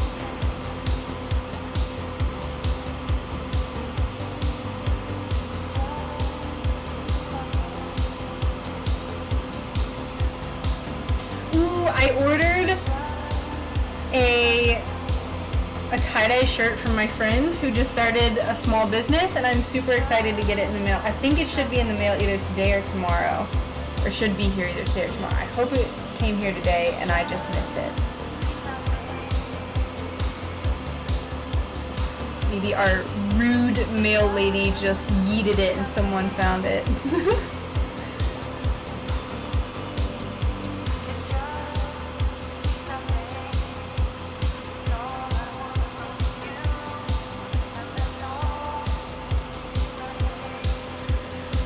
I think the stream and therefore the app has stabilized. Yes! I'm so glad that I'm not the only one with internet problems. I swear, every time I used to try to watch people on DLive, it would just buffer all the livelong day. Also, thank you for the lemon.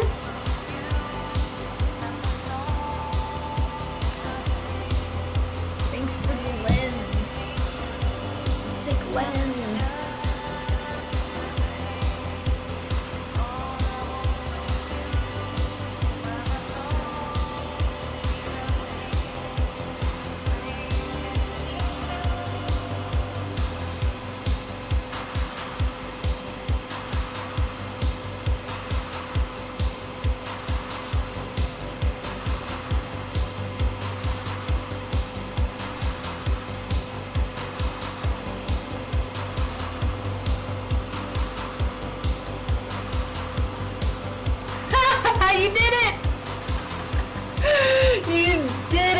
sick side.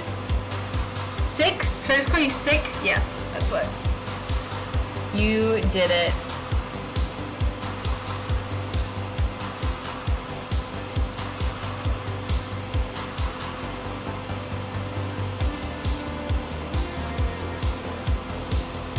Alright, our feather is almost done, so all I have left to do is put the jump ring. I attach them right here, so whenever I'm done with the black feather, then I'll go ahead and attach that.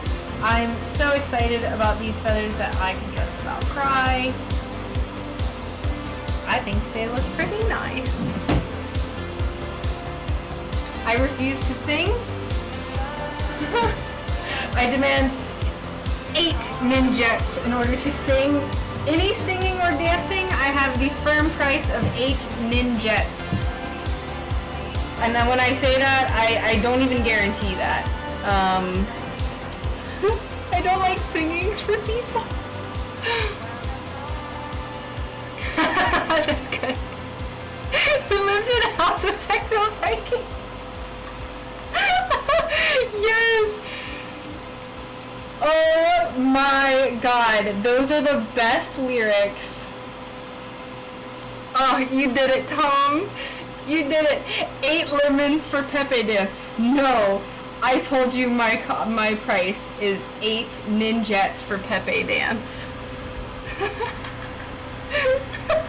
Oh, I have to copy that. I have to write this down. This is so good.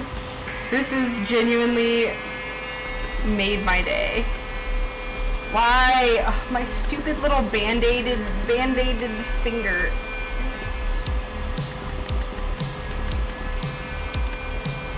Copy. Copy. Alright, it doesn't want to copy.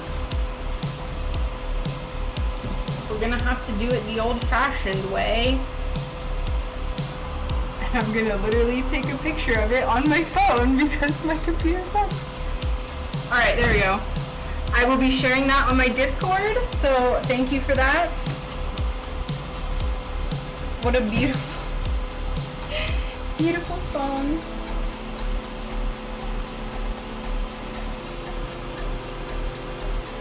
It costs a small fortune, but what is for free? I think all of those could be applied to one song. I love all of them.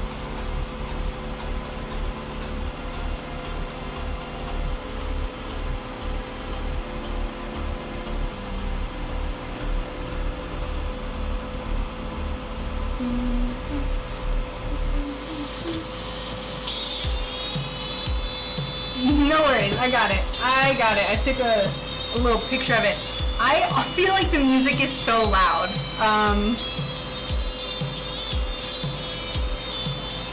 It's like jarring for me. I turned it down a little bit. I'm very curious to know if it's as loud for everyone else.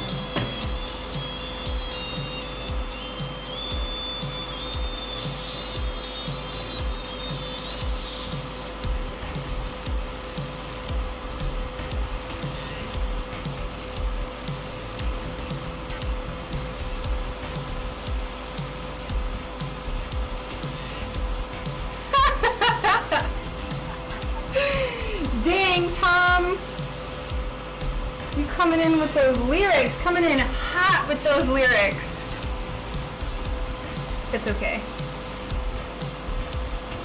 It's a good first draft. It's a good first draft. I think we have a solid song. By your powers combined, we have my theme song.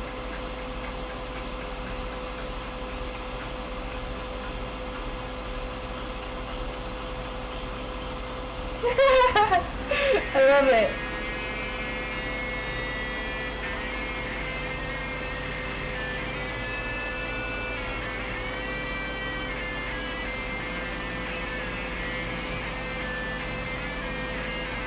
I'm sure it songs for Kanye West. You should.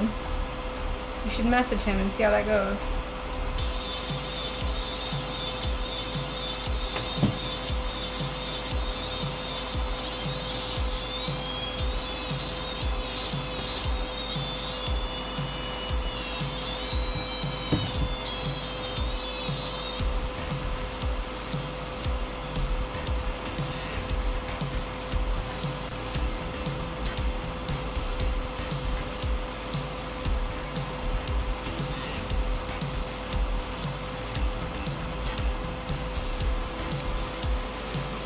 Let's write songs for Kesha. Is she still around? Is Kesha still a thing? Or did she hit her like 10 seconds of fame back in like 2010? Who?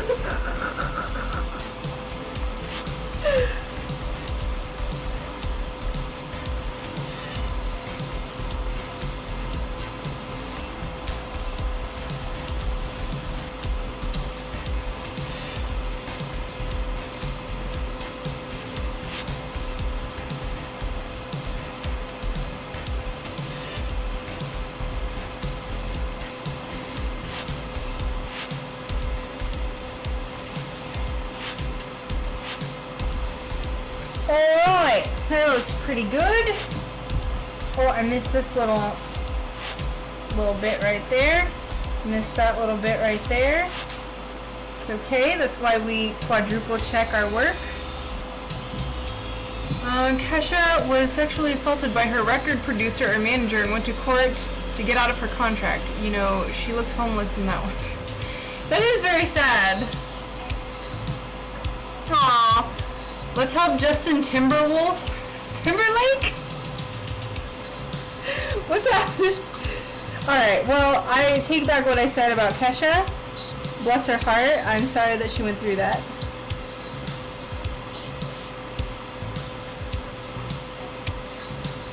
That's good that she fought back, though. You know, I feel like there's sometimes people don't feel like they can fight back.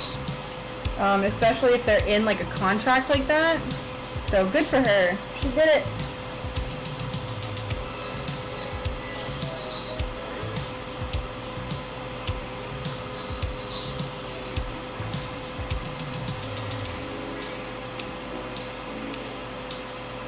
She did it!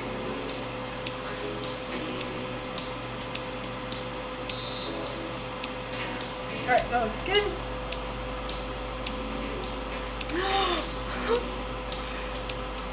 She was told the contract was binding, so was forced to write her next couple albums with him. Jesus Christ. Oh my god. Okay. So our feathers are looking just beautiful. So we need to add our jump rings.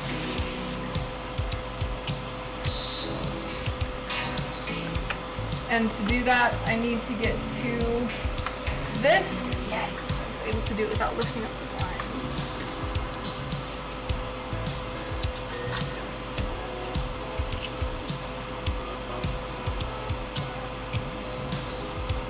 So these are made out of copper wire, pre-tinned copper wire. So, dang it, I need these too.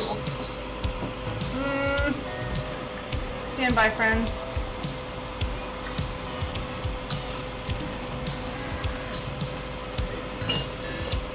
These and possibly these. Right. Oh my goodness. Okay. Right. Have fun working.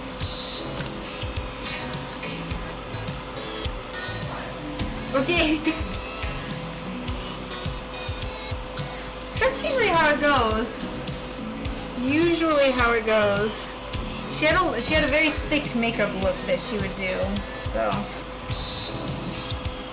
I always attach my jump rings to the back of my pieces, and we're gonna do it right here. We'll do the same one for the other feather. I have to kind of pull it close to me, so I'm sorry that I'm kind of at the top of the screen. But I just want to make sure I get it right. Apply some more flux, help it melt together better.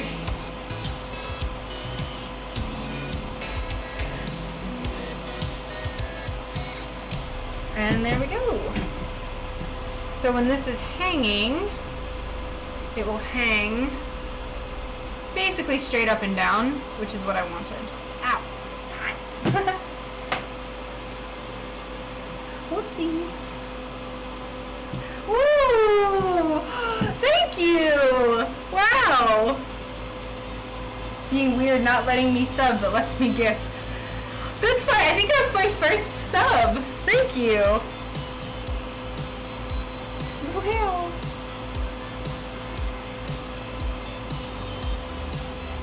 I got accepted as like as an affiliate, like, oh my gosh, back in December, and then I just like stopped.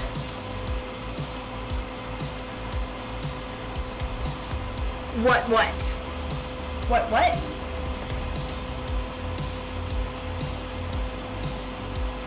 What are we wedding?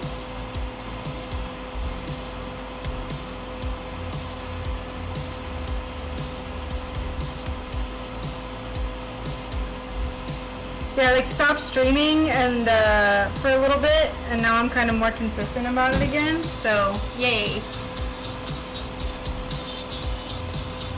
Dang, you could have. I don't know why it wouldn't let you, but thank you. I really appreciate that. Warms my little heart. I'll tell you what.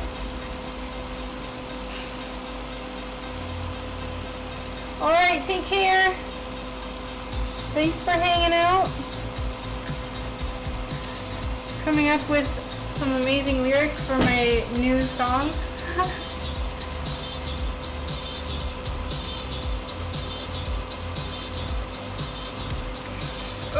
Itchy. Okay. So yeah, here are our feathers. All nice and soldered. So what I'll do is I'm gonna go wash these off after I'm done streaming.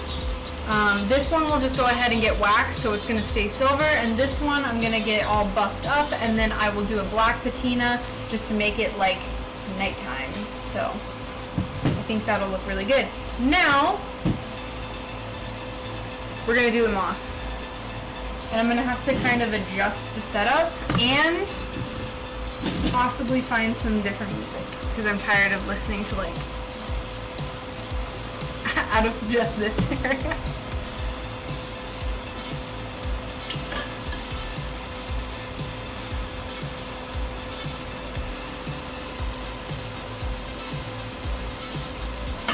Ooh, I am thirsty. Okay, let's change our music. I'm gonna change to kind of like some more chill music, so hopefully you can hear it. I'm gonna turn this off just to give my brain a break so I feel like I'm not screaming, because I've basically been screaming for like an hour and a half. Okay, we're gonna move these.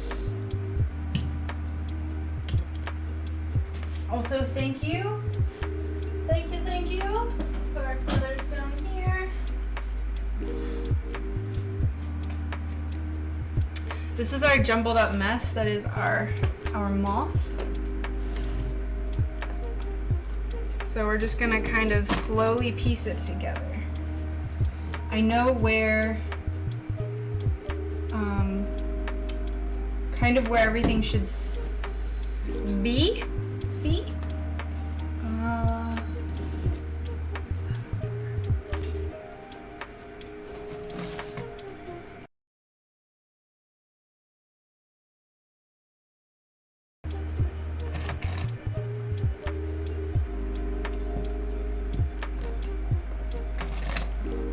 I put black dots on all of the pieces, that way I know which side faces up, so I can kind of know directionally where I'm supposed to be.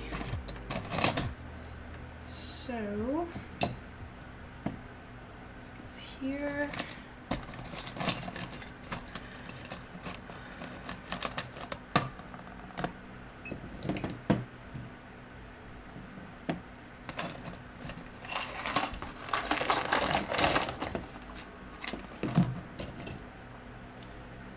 I bet you can't hear the music anymore, so I'm sorry if you can't.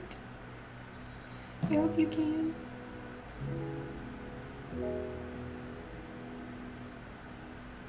Oh, I don't remember. It's not that.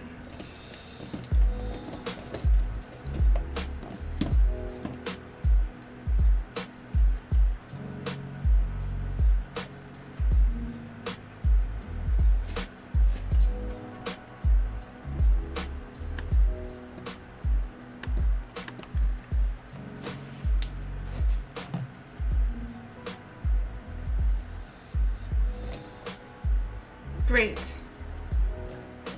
I always am scared it's gonna be too loud.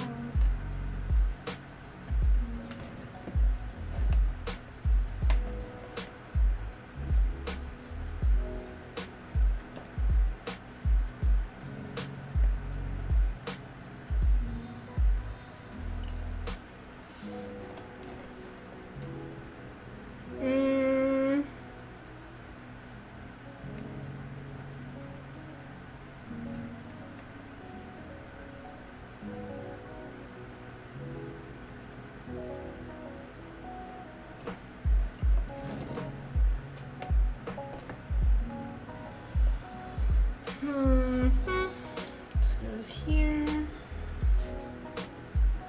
Oh, thank you. I really hope so.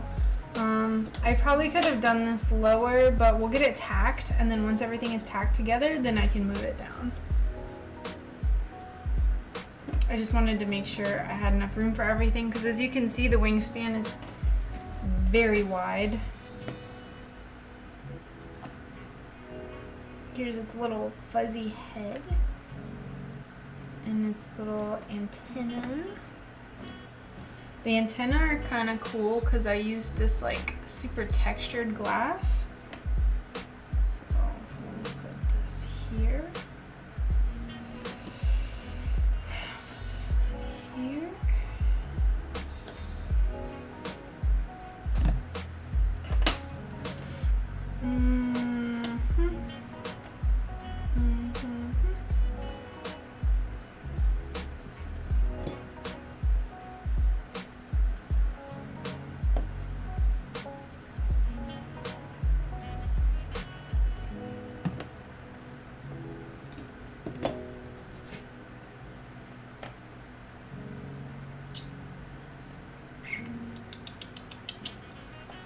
What is this? Where do these go? Does this go here? No. This goes, I think that goes there. I spoke too soon. Oh, is it being all laggy and weird again? Okay, this, there's a reason why that doesn't fit there. It fits here, yes. And then we put this here, and then this one goes, this one goes here, I think. Where's my moth?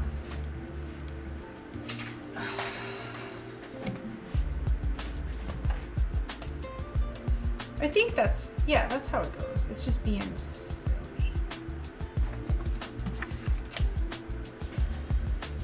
Ugh. This goes here. And then this goes here.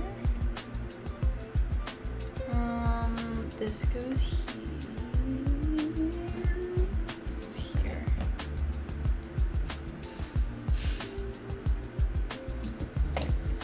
And then we have this piece.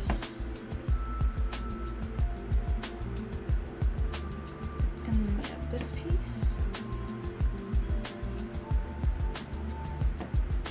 I feel like that didn't quite get foiled enough.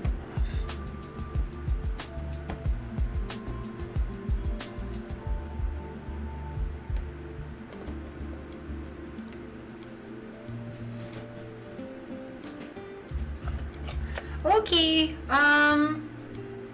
let's see, you could try if it runs better on your mobile browser instead of the app. I was in Walmart at the time and didn't know what had auto connect. Oh, ew. Poor thing. Always with the internet problems.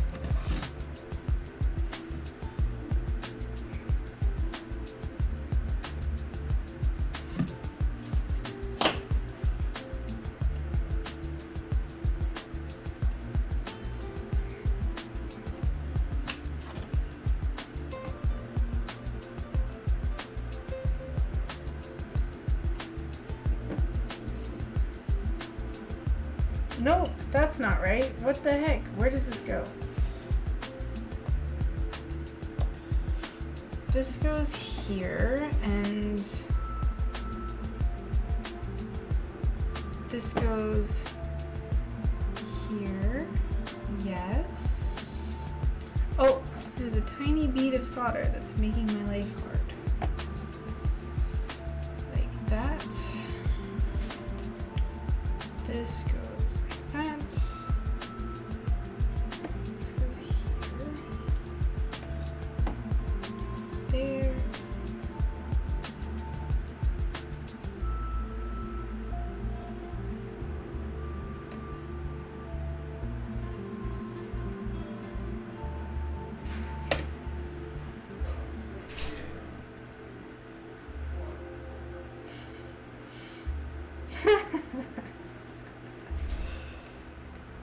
Dogs were probably just out in the kitchen getting into up to no good.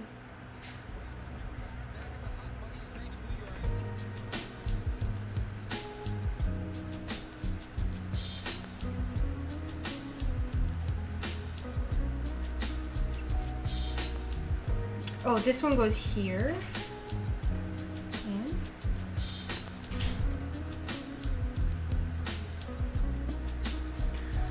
Hello, Gold Sky. Thank you. We're just about to start soldering this. I'm just obviously placing the pieces. Whoops. I think this one goes on the other side.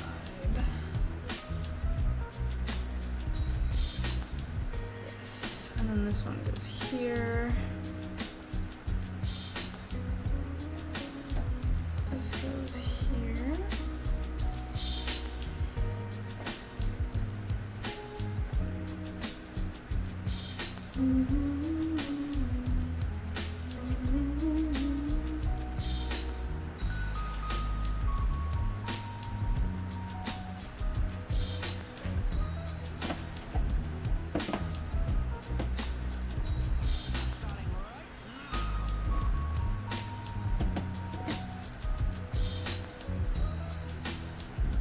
I could have done this so much lower, but I did not. What I'm going to do for these tail pieces, because I'm a little bit worried about how sturdy they're going to be, is I'm going to reinforce them on the back with some copper wire. So I'll show that whenever I get there. We will cross that bridge. We'll cross that bridge when it comes. All right, and there's our little tail folds, and I think this is looking good. I need a little bit of chapstick.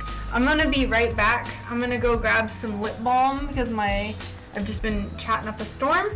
Once I get back, then we're gonna go ahead and I'm gonna tack all of this and we'll go ahead and start soldering. So it'll take me like 20 seconds, maybe like 30. So hold on, just hold on.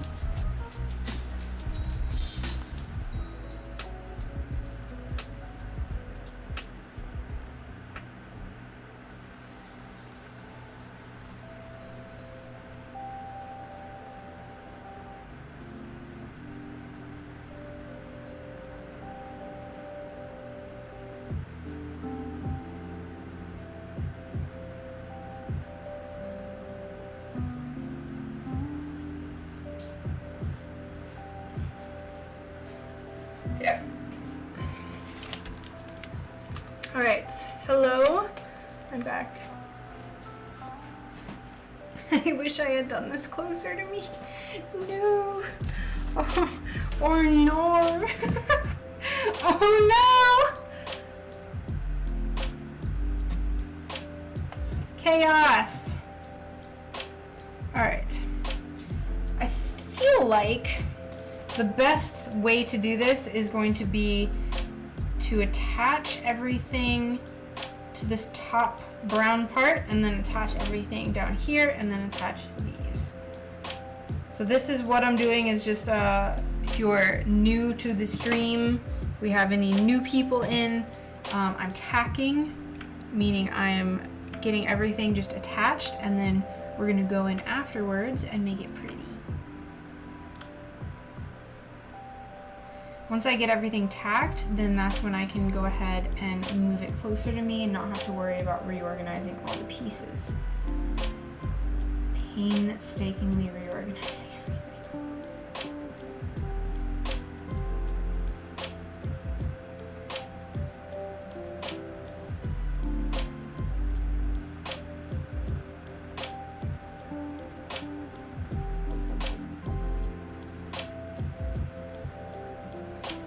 I'll also have to use some copper wire to reinforce the little antenna, but like I said, we'll get there eventually. Whenever I do the back, that's when I'll add the reinforcements as well as the jump rings, which I'll put right here. Since you're using templates, have you considered using a frame for assembling? I have not. Just because I don't really feel like what I've done in the past is use like basically just put these on top of the pattern. But sometimes I do, sometimes I don't. This one's pretty simple, and I marked everything with the black spots so I knew where everything should go. But that's definitely a good idea for like bigger pieces or pieces that I want to make sure they stay a certain shape.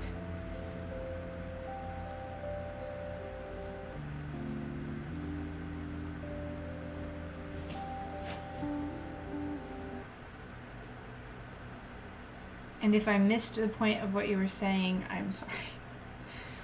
If you meant something else.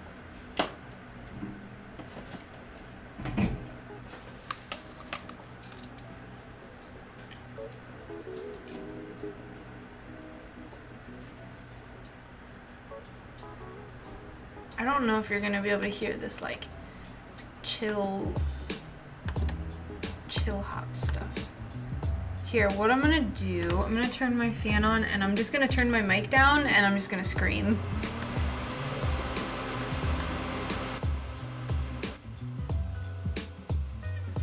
Tell me if I'm not loud enough. I feel like I'm not loud enough. Let me know how the volume is for that. Just so like you don't hear as much of the fan and more of the music.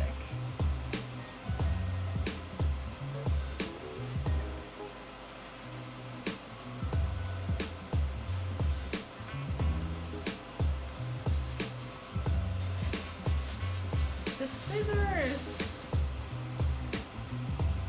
Basically, staying in shape. Gotcha. Gotcha. Yeah, so I actually don't use the pattern scissors, gold. I just use an X-Acto knife to cut my patterns out.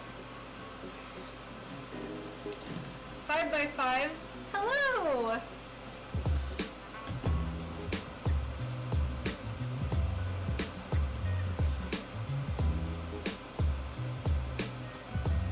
We're doing the moth. We're doing it.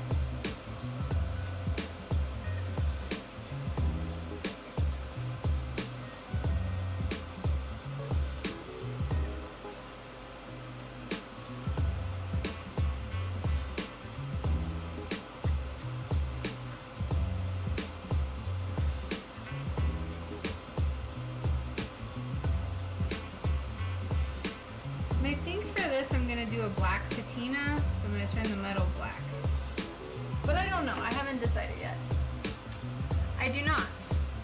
Yes, so what I do, what I do is I cut out, as I'm cutting out the pieces, I cut on one side of the black line and then I go and I just trace and like cut out the other part of the black line, if that makes sense. So I cut the piece out and then the other piece will have more black line on it and then I just cut that off.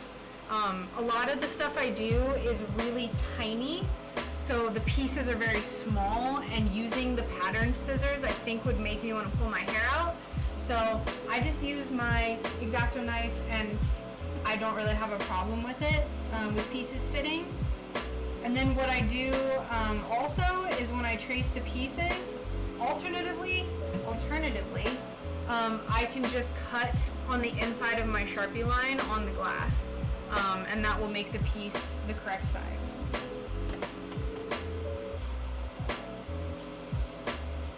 know, I do it like the most lazy way possible, and I think it makes people want to scream because I don't have the pattern scissors.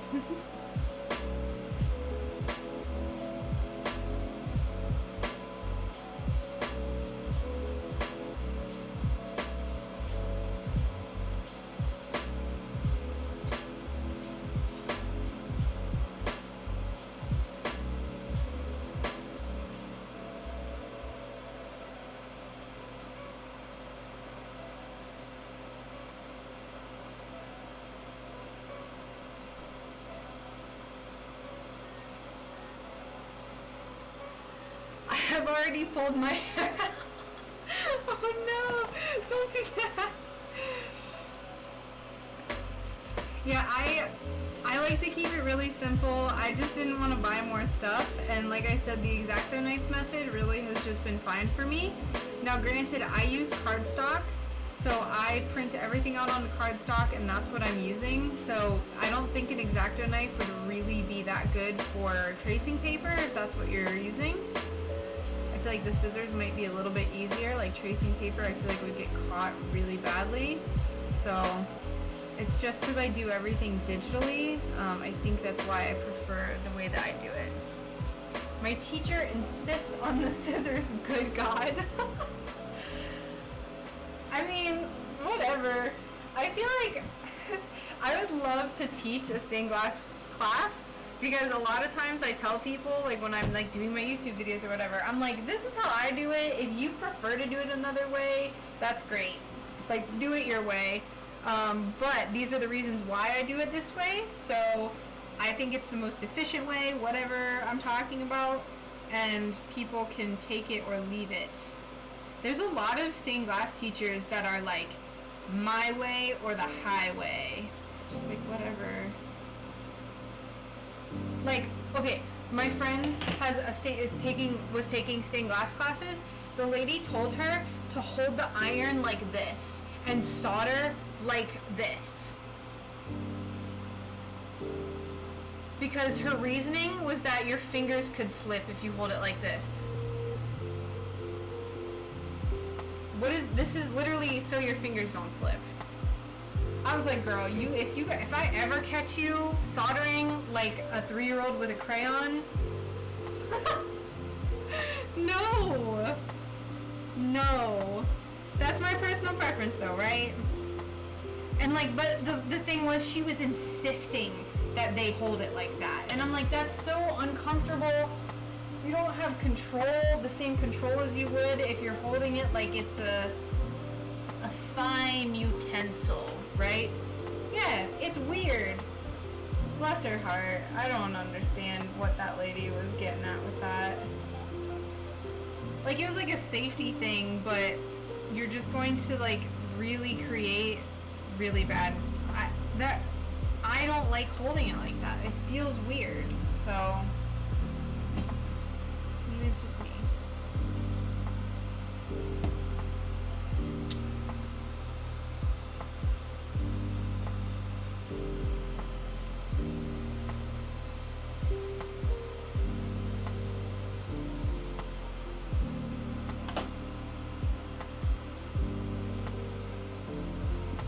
This piece is like a little bit further out than I want it to be. No. Get in there. It's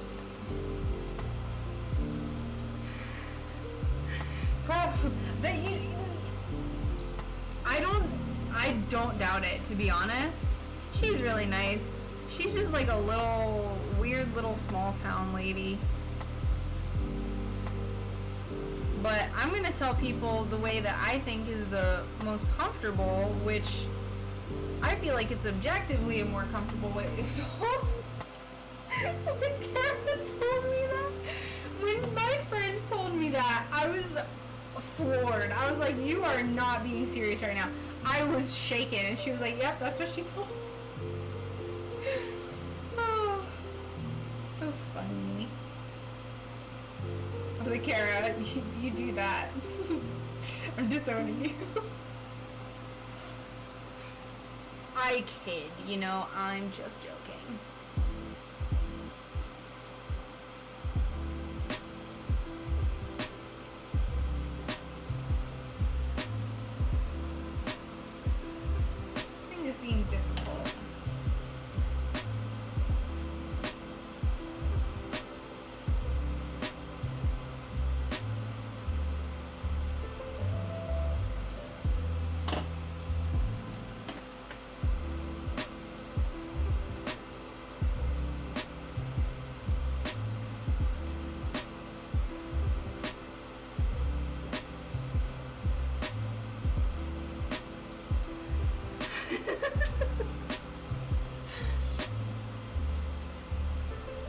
so.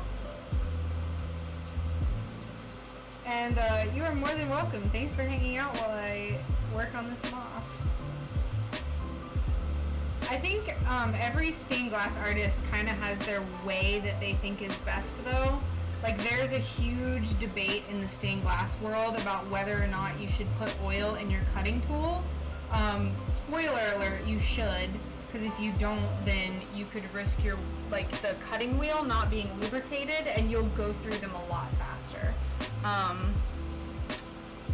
My favorite step in the process, my least favorite is grinding, and I feel like you probably know why, if you just said that last week that changed. My least favorite is grinding, but my most favorite,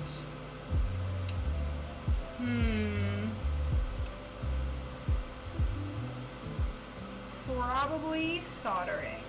I think, or polishing, although I feel like that's a cheap answer. I feel like that shouldn't count. Because at that point it's basically done. But that's the point, right? That's my favorite part, is when it's done. And you get to see it. What happened last week that changed your mind about grinding? Did you slice your finger open? Did you get glass dust in the crook of your elbow and it caused you to itch for the rest of the day? Please, tell me.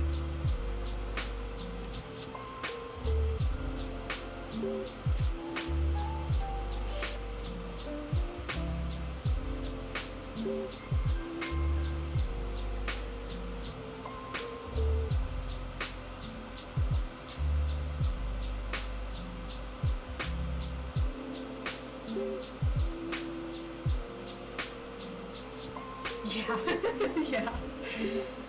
Listen, there's a reason why I have two band-aids on my fingers, band-aids on two fingers right now, and that is because of glass grinding.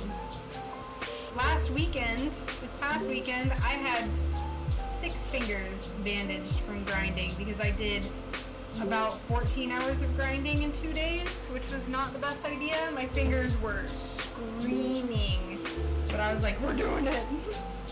Get over it.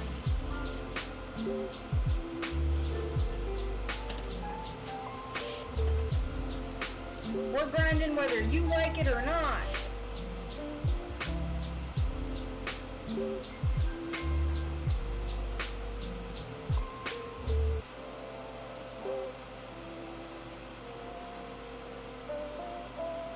Okay, everything seems secure, which makes me feel, other than the head, which makes me feel like I can go ahead and scooch this down. No.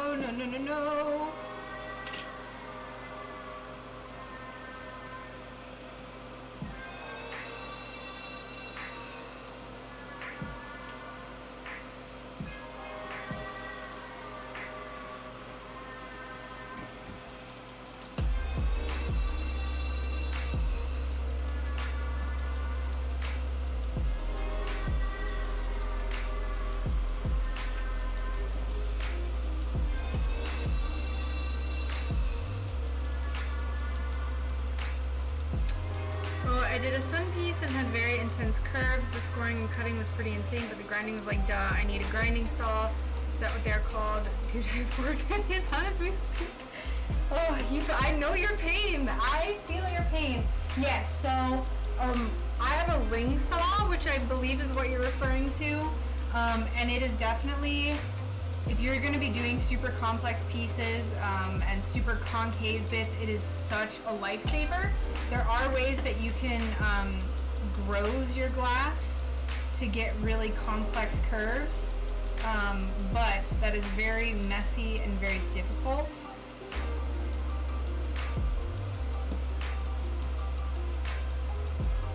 I'm so excited for this frickin' moth. Alright, so everything is tacked, so I'm going to go ahead and go in and apply my Flux evenly to all of my foil.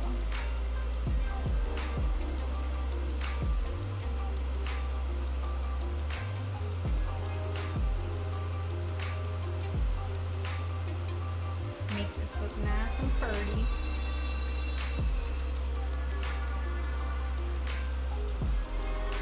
Yeah, grinders don't mess around. Grinding is definitely, like I said, is my least favorite part of the whole process. It's loud, it hurts, it's uncomfortable because it just gets glass dust all over you. I'm always scared that I'm gonna get glass in my eye, even though I wear safety goggles.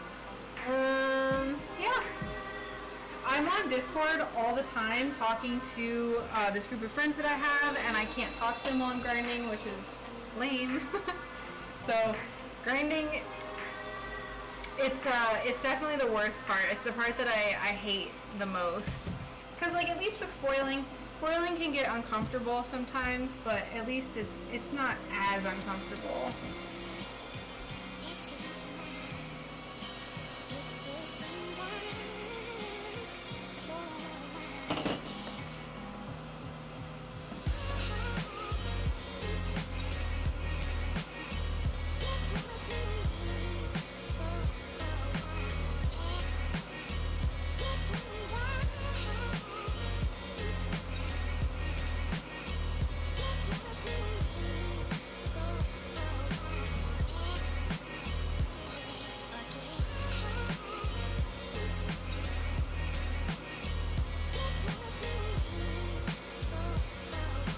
Thank you.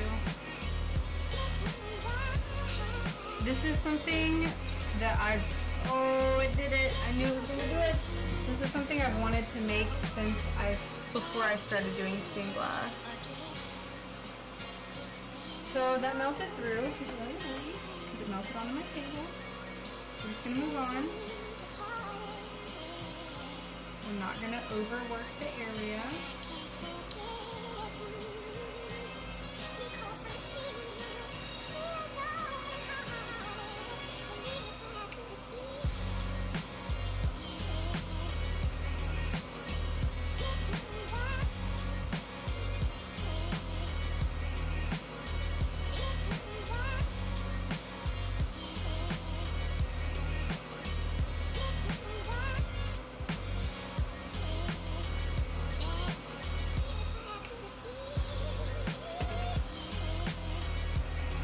Yeah, foiling, I don't mind foiling. I don't mind it too much. How long have you been doing stained glass for, Gold?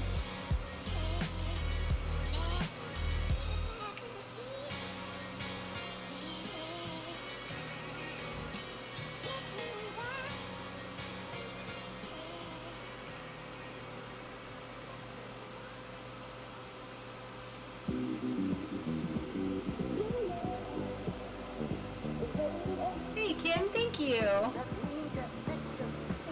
you.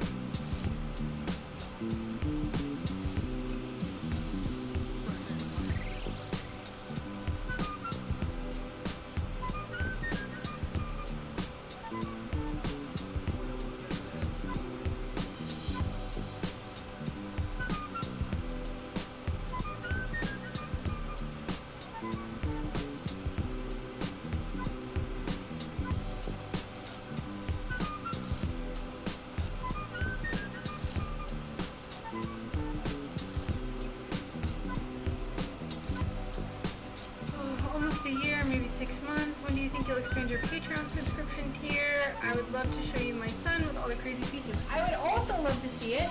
I don't know if you're on Discord, but if you are, you can feel free to join mine at that link. And then I will be expanding my Patreon subscription tier in June. So I'll open it up to, I think, 10 or 15 spots. And then all the people that sign up in June, they'll get the July month. So I think I overcomplicated it, but I don't want to overload myself and have to make 700 million blueberries. So I just wanted to do 5 to start out with, see how the reception went, and then I will absolutely be opening it up to more people.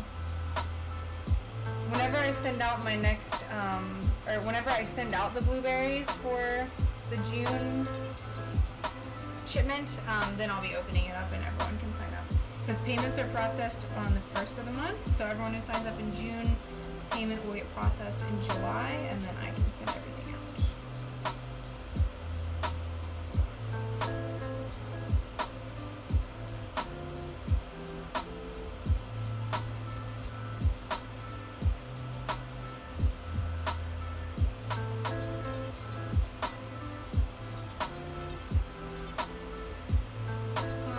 Yes, picking glass colors, probably one of the most time-consuming parts of the entire process for me.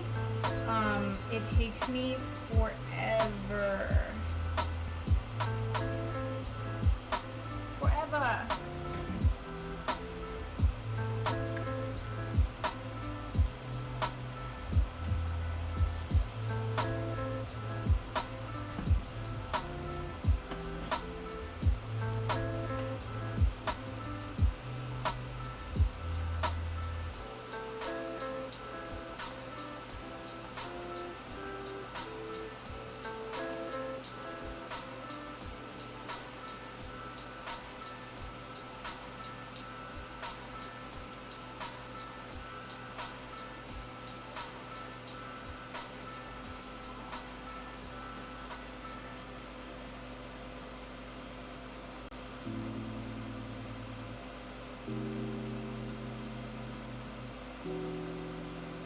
Yeah.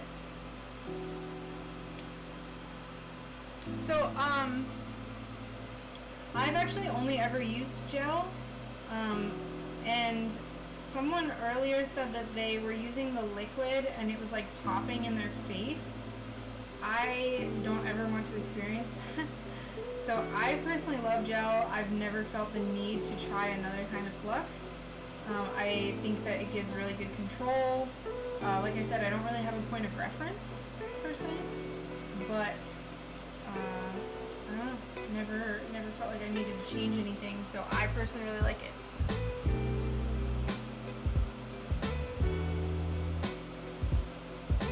I didn't actually even know that there was liquid flux for stained glass.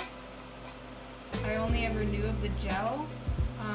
My grandpa used to do stained glass, and he always, he used gel flux. So I think that's like, I was just already under the impression that that's what you're supposed to use. So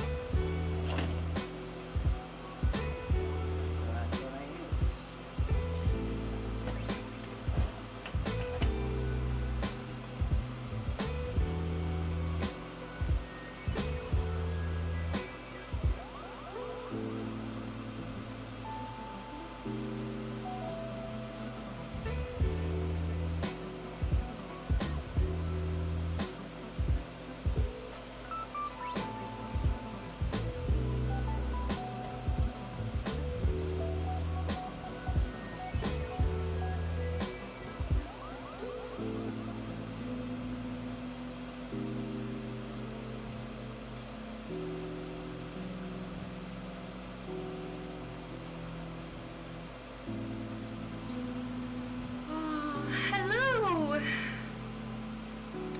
So I buy all my glass colored already. So I buy it in usually 8x12 or 12x12 sheets. And the price varies depending on the colors and the textures and the brands. But I'll show you like the type of sheets that I get and the size. I just get like the blank slate basically, and then I can just turn it into whatever I want. The process for coloring glass involves a lot of heat and chemicals and metals and heavy metals and toxic things. So for instance, this is, I don't know if it comes up on the screen, but this is pink glass, so it's very expensive. And it just comes in sheets like this. And I have over there, sorry it's really messy, you can see all of my sheets of glass, and then I have some right here that are really big that are standing up against my bookshelf, and then on top I have all these Tupperware bins with all my little tiny scrappy bits. So that's kind of my like organization method. What temperature are you using? I pretty much do everything at 410. I find that 460 is a little too spicy, a little too hot for me, and then 360 is a little too cold. So 410.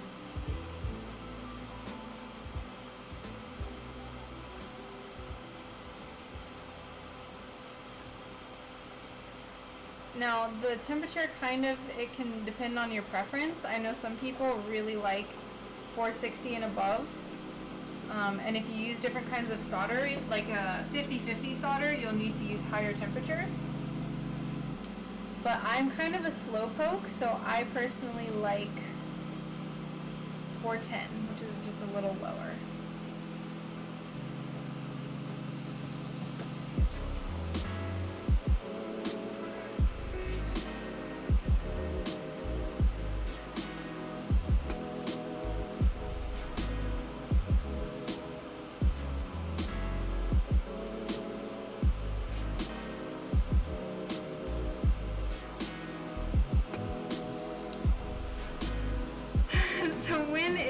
Going up on your Etsy. It will be available this Saturday, 9 a.m. Eastern Time, aka the butt crack of dawn for most people.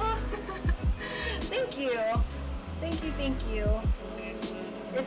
There's a few spots I need to go and fix right now, but we'll go in and make them pretty.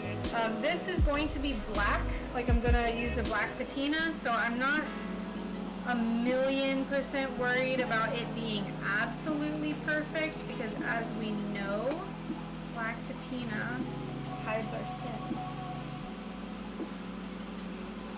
But I still like getting it as perfect as humanly, physically possible. Yes! So this is like a light that I bought on Amazon. It has a magnifying thing, and I actually, I use this for my grinding. So I put this over my grinder, and I can look down through it, and it helps me see better, so I'm not like super leaned over, and it's super bright. So I have a video on my YouTube, 5 things I can't live without, and I think that's on there, and I link it on that video. I think it's like 25 buckaroos. Alright, so I want to fix this area a little bit. I think that side is fine, and then we need to fix this line up here.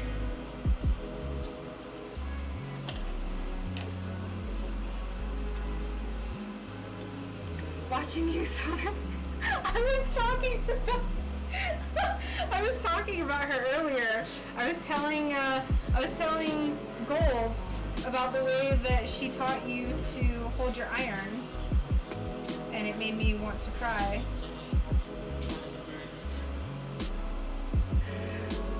My teacher used gel. I'm using a liquid called Safety Flux. What brand of Flux do you use, please? Yes. So I just use Classic 100 Gel Flux. This is pretty much the only kind I've ever used, and I have no problems with it, like I said, so I really like it. She has you gather solder from the end still attached to the spool. I do that sometimes, but I don't like doing that for things that are going to be for sale and expensive. And that's like a pound. So I don't want to drop it, basically. That's why I grabbed this, and I just feel like I can have a little bit more safety with it. I will be tinning the edges, yes. I haven't tinned them yet because I'm still just going in and fixing up all the spots that I think are ugly.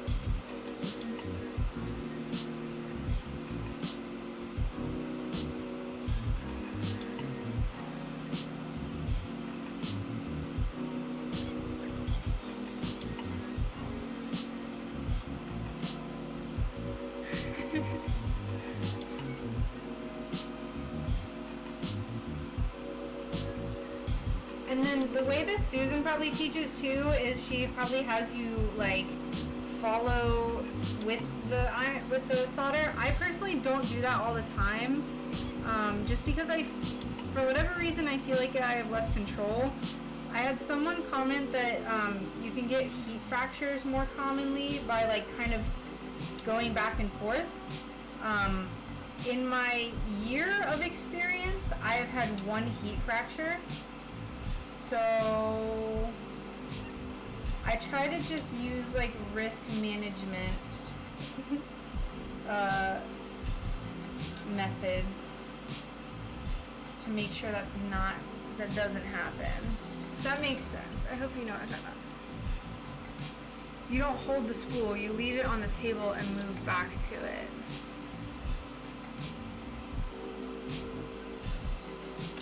Yes. I know what you're talking about. And like I said, sometimes I gather from it, and sometimes I will like hold it. It just depends on what I'm doing.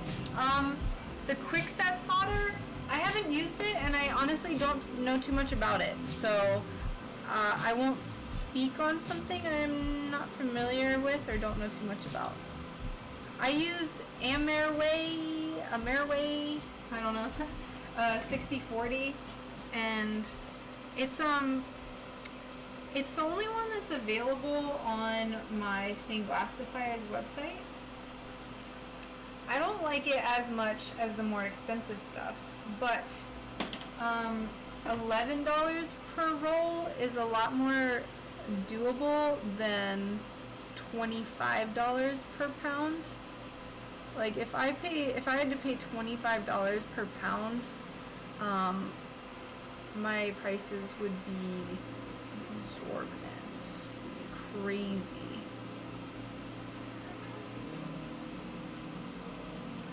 Oh, hello, thank you.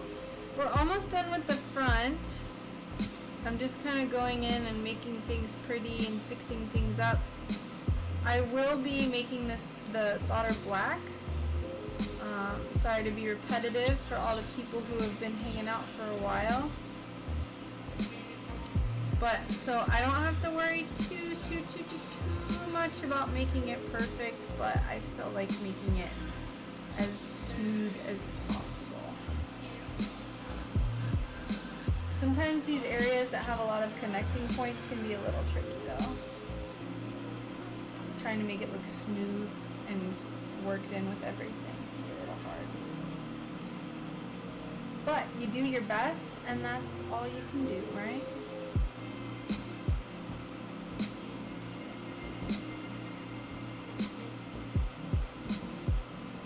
Just give it your all.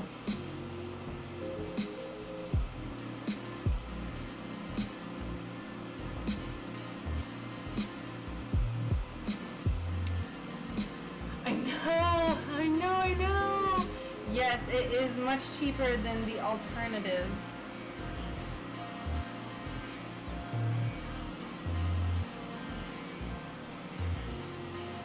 I've tried quite a few different kinds though.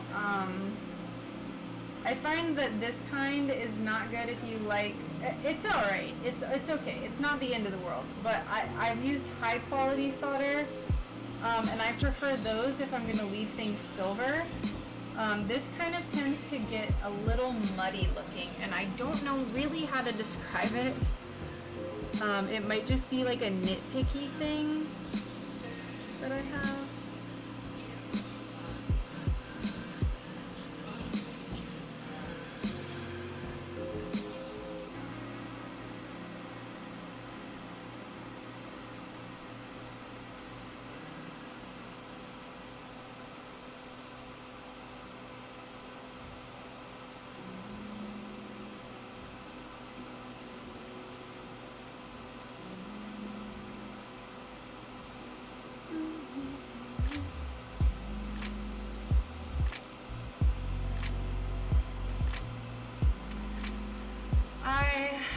I have a hard time with my foil lifting on the edges.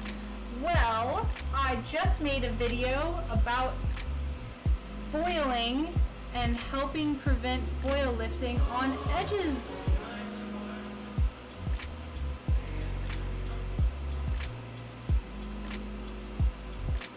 Hello, thank you for the follow. Hi Radioactive, how you doing? It's a really cute gift.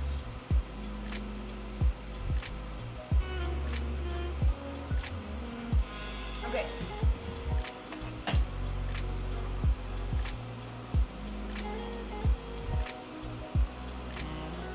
So this head, I knew it was going to be very, very fragile. So what we're going to do, we're going to just go ahead. Have you ever had a big gap and used foil to fill it in before soldering? Not foil. If I have a super big gap, honestly, what I'll do is I'll just get like I'll get a piece of glass that's that shape, like it's just like a rough little triangle or something, put some foil on it, and then use it as filler if it's a really big gap. And like usually the piece and the foil just get like drowned by the solder.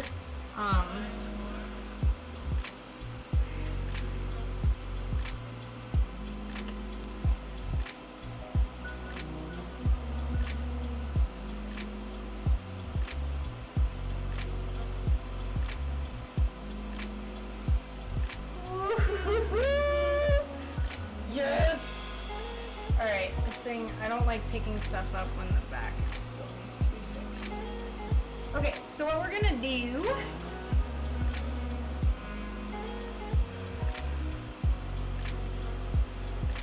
these are actually fine, I'm not too worried about these. This piece though is really, really unsecured.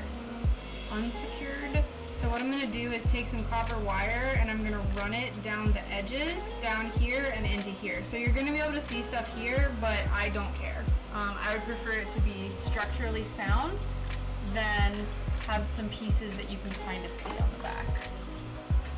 This is just a piece of cork. This is cork board, like just straight up a cork tile. Okay, so let's begin. I have some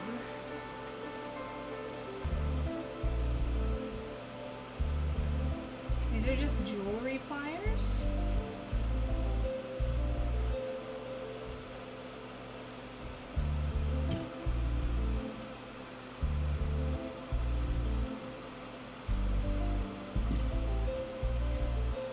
And I'm just going to use them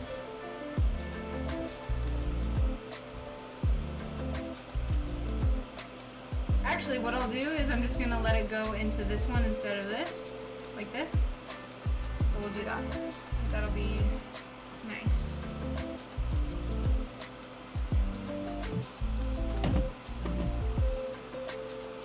So we'll do it to like right schmear. Right schmear. Might be a little overkill, but it's fine. It's fine.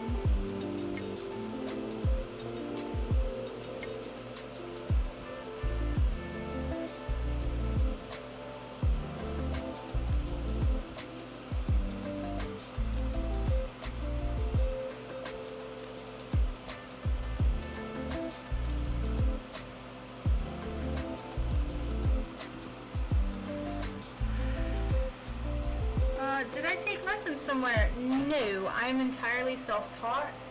Lots of trial and error and tears. And so basically I didn't like my old job. I felt it kind of draining and soul crushing, and I knew that I wanted to do something artistic forever and ever, and I've always been artistic, but I didn't know what I wanted to do. And I saw an ad for a crystal on Facebook, like a stained glass crystal, and I was like, man, so hot. I was like, man, that would be so cool if I did stained glass, and I was kind of lost of it. And then I was laying in bed one night and I was like, but what if I did stained glass? And then I thought of this big stained glass bear, and I was like, how hard could it be? And my grandpa used to do stained glass, so I kind of consulted with him a little bit about it, and after a few months he sent me some of his materials, and then like the rest is kind of history.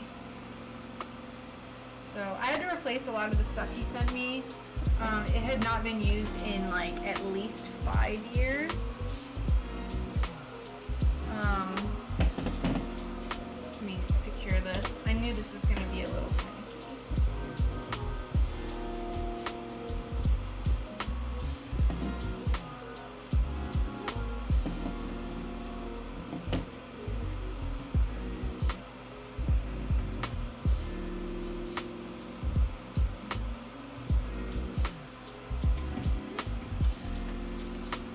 But I thought stained glass would be cool because like I didn't know anyone that did it, and it seemed kind of like a not very, like it's just like it was really uncommon at the time when I first started. I didn't know about many, and I didn't see many people on Instagram doing stained glass. Yeah, my grandparents, they're so happy for me. When I first told them, they were the first people that I told, obviously other than like my significant other, like he was the one who pretty much convinced me that I could do it. But they were actually the first people that I called and told, just because like he was the one who facilitated it basically. I was like, Grandma, Grandpa, I have to tell you something. And I called, my grandma picked up, and I was like, is Grandpa there? I was like, I want him to be on speakerphone. And then I told them, and they were just like, what? They were like so excited. Okay, that sounds good. Sick. I hope you have a good night. Thank you so much for hanging out. It's been real fun. And I hope to chit chat with you again soon.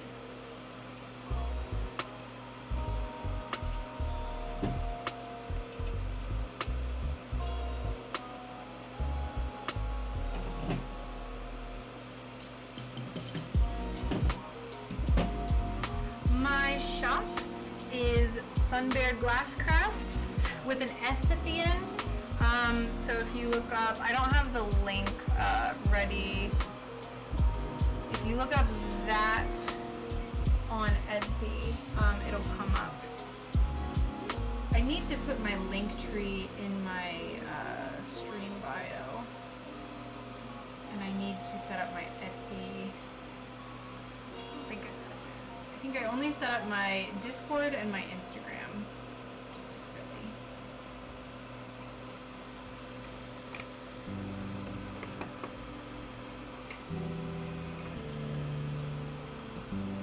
Yeah, it was, it's been a really, really surreal experience.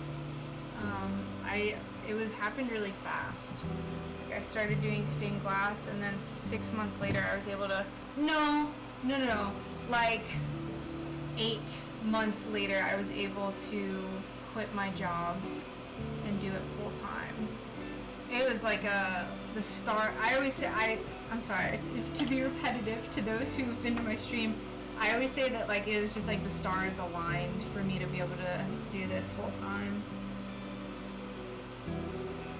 Because I got a TikTok in November of 2019, and to my knowledge, I was the only stained glass artist on TikTok when I first started.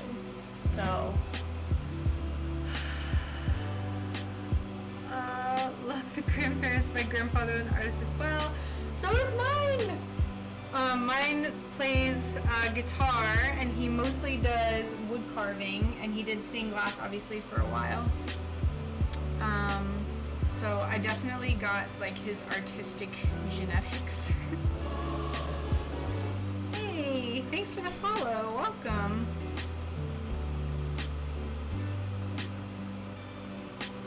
So I think this should be good. This feels real secure now, so that's not going anywhere. It's not going anywhere.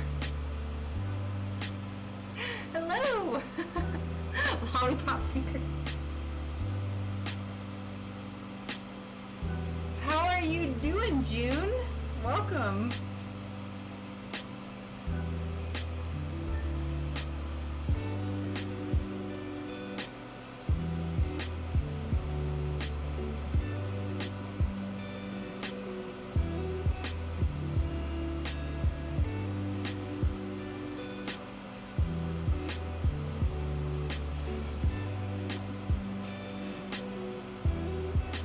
I am digging the enthusiasm.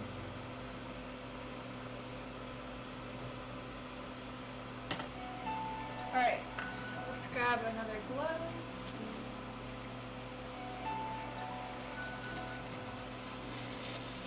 Oh, thanks for watching. I appreciate all of the questions and for people keeping me company while I work. Okay. So now that we have that stabilized, I think we should be good to go. And we can go ahead and make this pretty.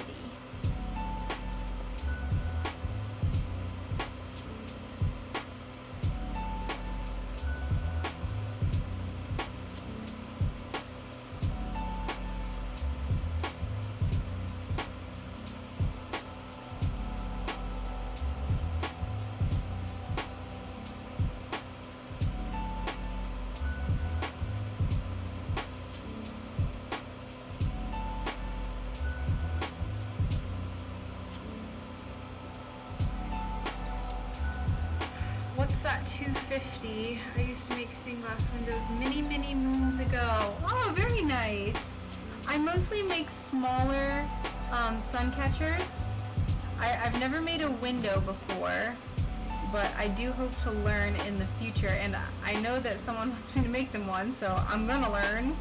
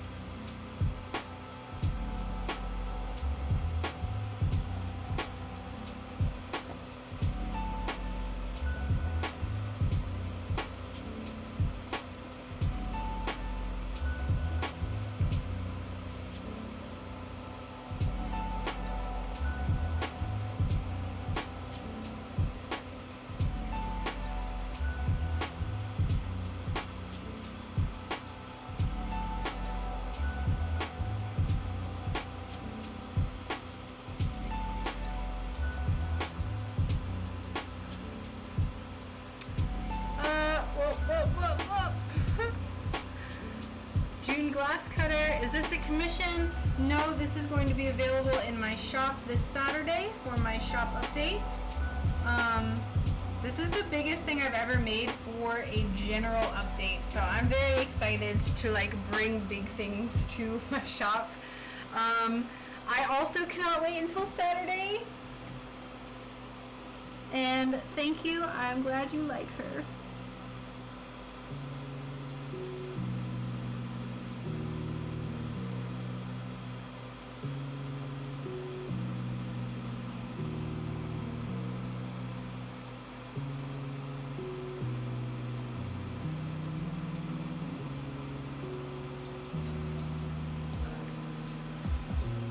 Hey dude, how many scars from glass you got? I have a lot. A whole lot. I'm sure June also has a lot. My fingers are like basically one giant scar. Like my fingertips are just like rock hard. It's so ugly.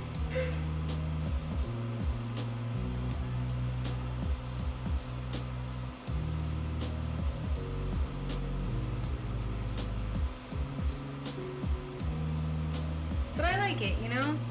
I went through a little period back in November, like October, November, December, where I was getting my nails done a lot. And like, they made me feel bad for having ugly hands. And I was like, you know what? Y'all just don't get it. And I told them that I was a stained glass artist and they thought it was cool, but like, they would comment on how rough my hands were all the time and how I needed to take better care of them and blah blah blah, and I was just like, leave me alone.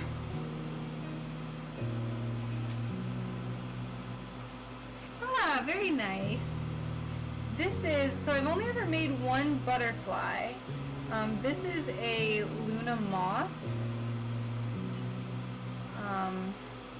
Which is why it has like those like really distinct eye spots, or like the spots on its wings.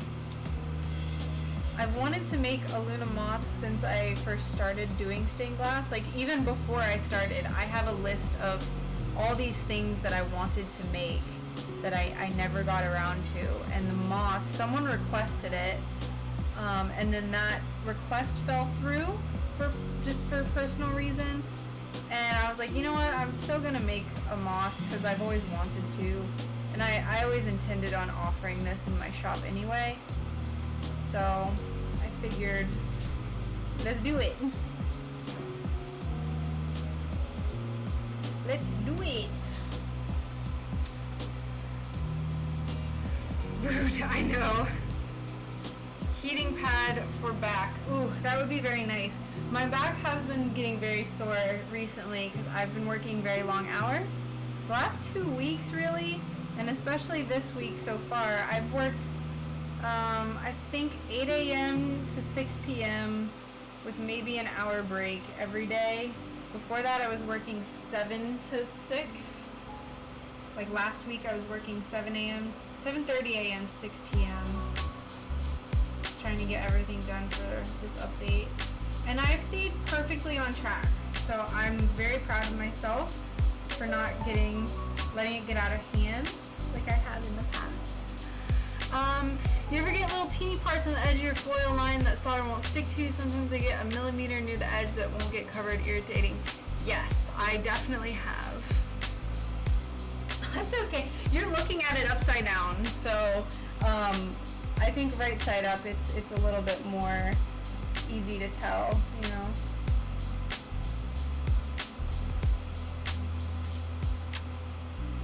I've actually only ever seen a Luna moth one time before in real life.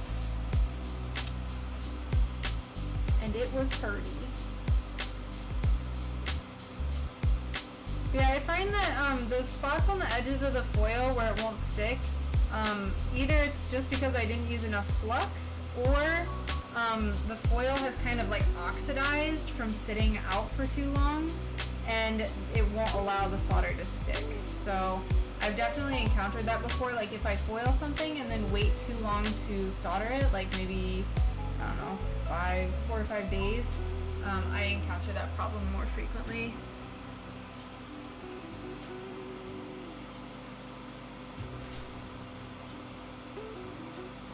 Otherwise, I don't know, sometimes the stained glass gods just don't want you to succeed. Sometimes they're just like, nah. You want to solder this? No.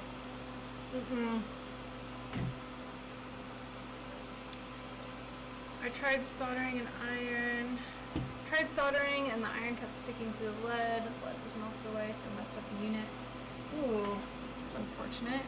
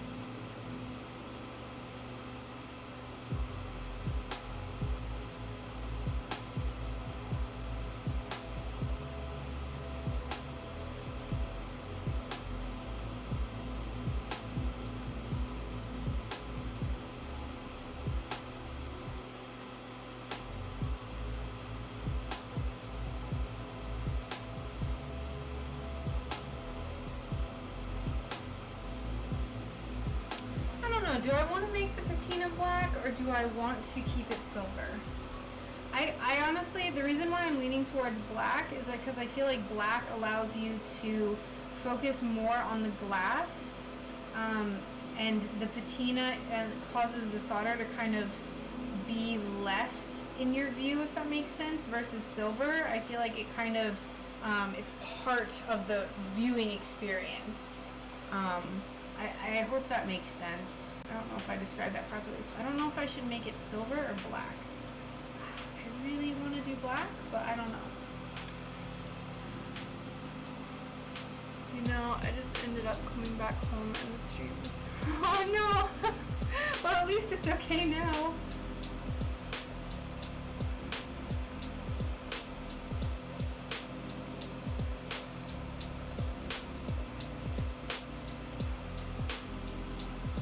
Black. Alright. All you had to do is one person said it, and that's how I feel as well.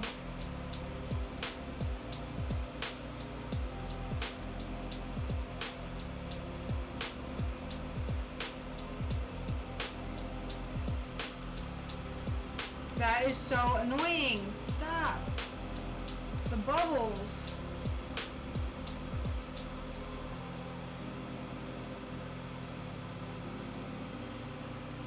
There we go.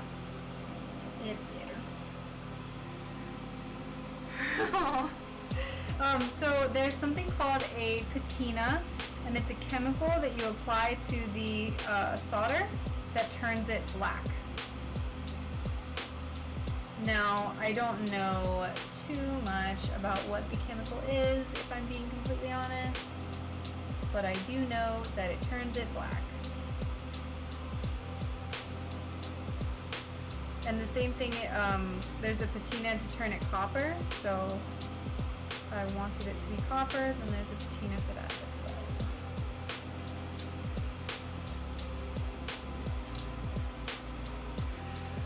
Yeah, so there's chemicals. So what you have to do, the solder needs to be completely clean.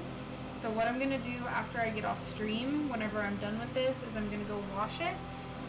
And that's going to, because there can't be any flux on here whenever you go to apply the patina. So it has to be completely clean, and then what I do is I use a magic eraser to buff out the edges, and that really allows the patina to stick and make sure it's super, super smooth and shiny.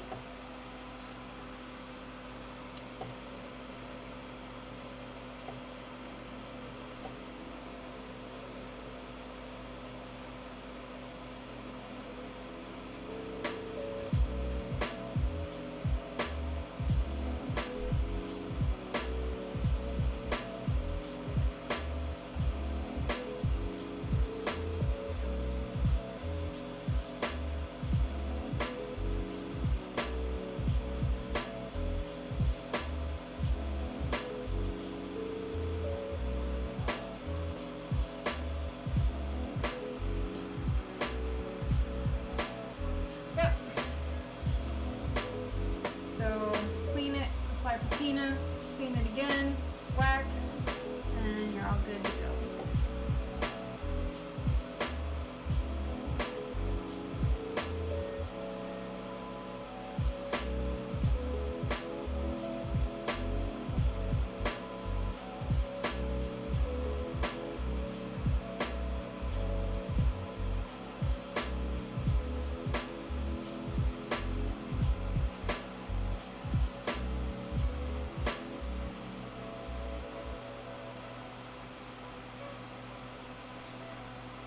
Now, I actually might end up applying the patina this evening. I'm very tired right now. But in order to get the best patina, you want to apply it as soon after soldering as possible. I don't know why, but that's just what I've found out. What colors can it come in, and what's it called again? Patina. So yeah, so black and copper. You would use a dry magic eraser. Yes. I use a dry magic eraser. That is like a little tip that I'll be giving in my next video that I've planned, which I hope to have up in the next few weeks. Is all about patina and wax.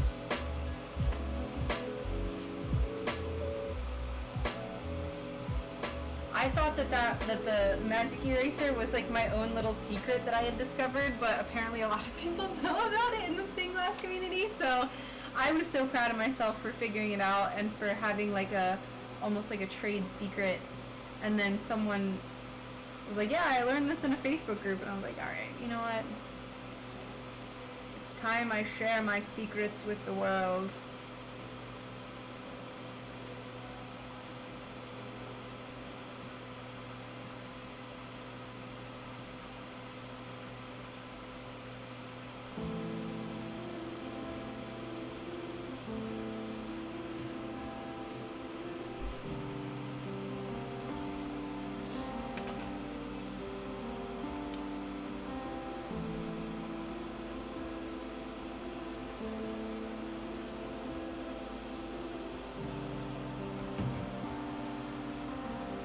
Okay. Oh, I missed an edge.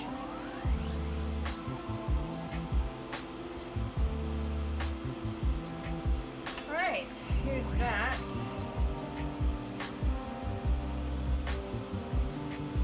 Very spicy, very hot.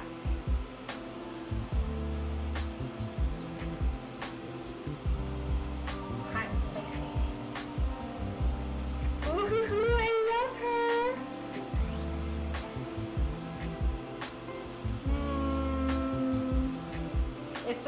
It's better viewed.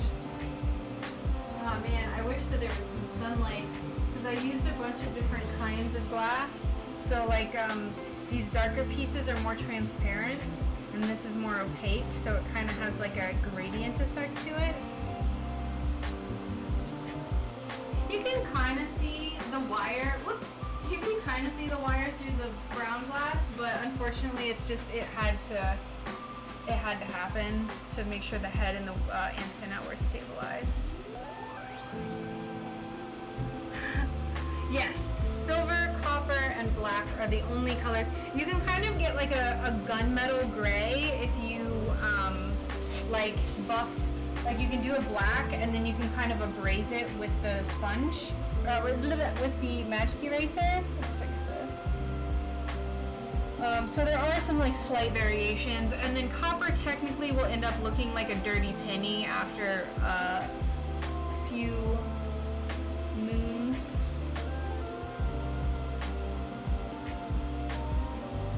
Although with the method that I use, I really haven't seen a lot of fading in the copper. I feel like I kind of cracked the code with making the copper really bright. So, yay.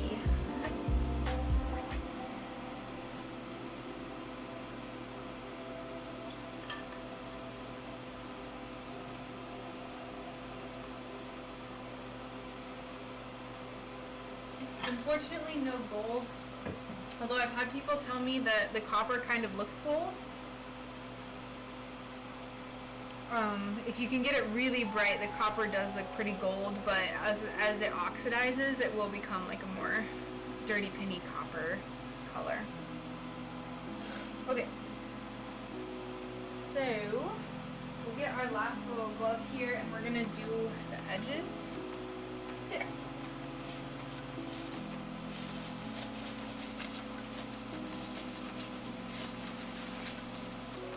Hands are sweaty.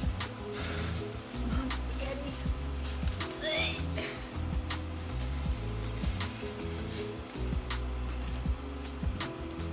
Yes, share all secrets.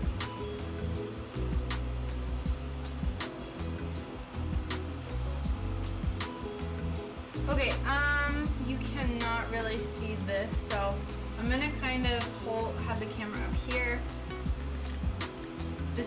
My shirt is discolored because of the sun, by the way. I don't know if you can tell, there's like a line right here. I let it sit in the sun for too long and it got sun bleached while it was drying. Sad.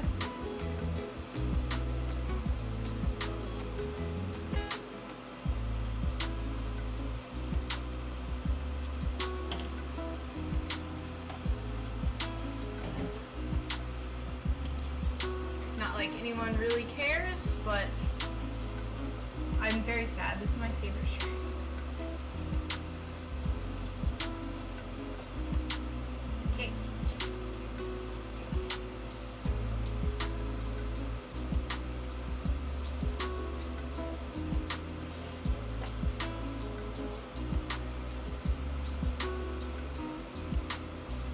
you can see it. I keep thinking that it's not visible.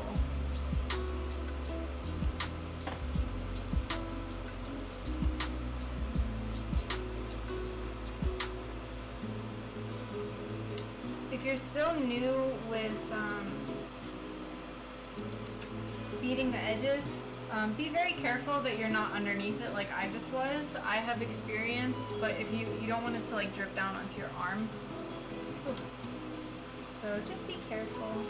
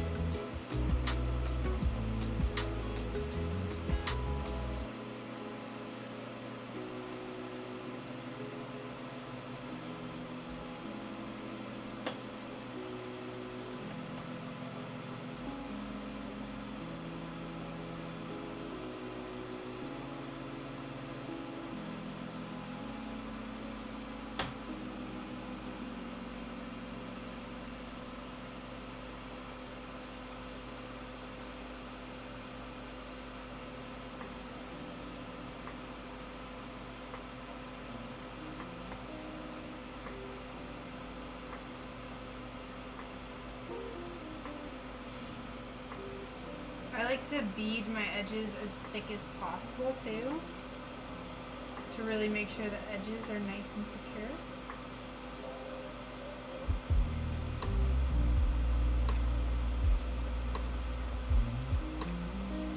Especially on like really wonky textured glass like this. I don't think you can tell how textured this glass is, but it is very textured.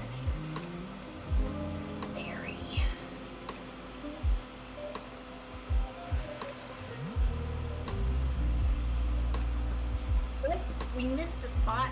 Oh.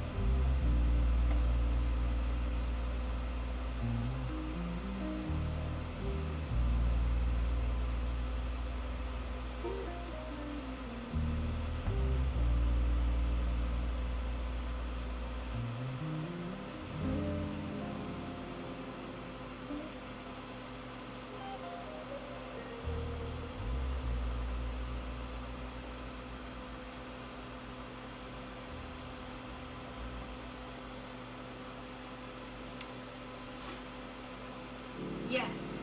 Someone asked that, and the answer is no. I've sold over 500 items on my Etsy so far in the last year, and so far we have had no mailing incidents because of the way I package things, even though I use bubble mailers for most of my stuff. This is going in a box. This is no bubble mailer, right? It's too big for me to even use a bubble mailer.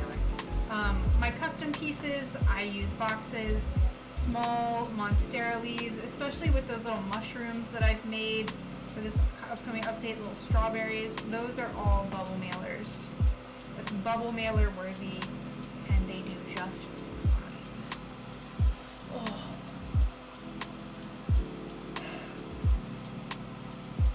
Fatigue. I'm tired of standing. Intense fatigue.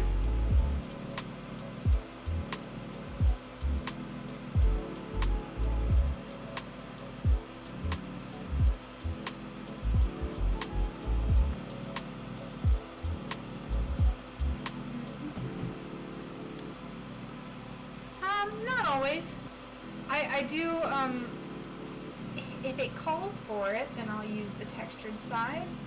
But sometimes I don't think it's appropriate. Sometimes I don't like it that much. And sometimes you'll get, because the colors vary depending on, what side is showing. So usually I go for more focus on the color that's showing.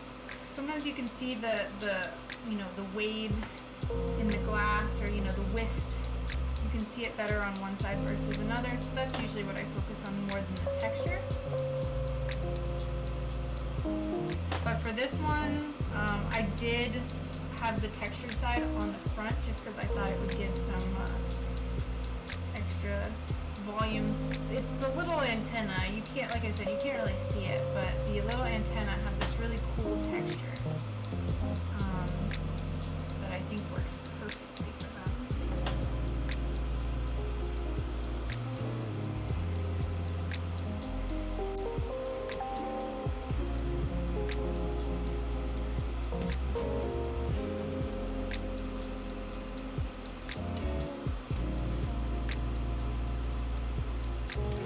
Mushrooms are just individual, so all the little tiny things I've made are individual. Mushrooms, the succulents, and the strawberries are all individual.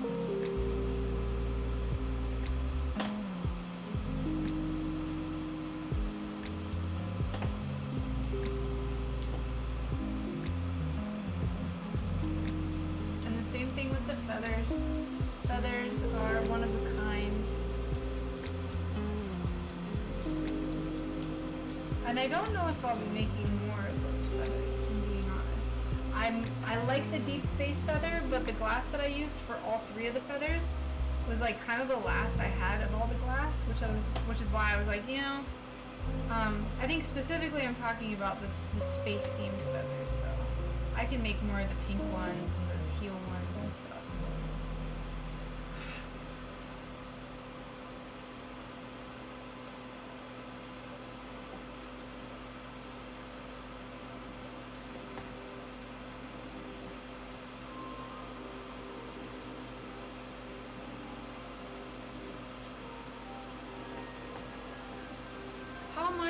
Do you have much solder bleed through? Not really. Usually, probably it happens once per project, and it usually happens when I'm being really impatient.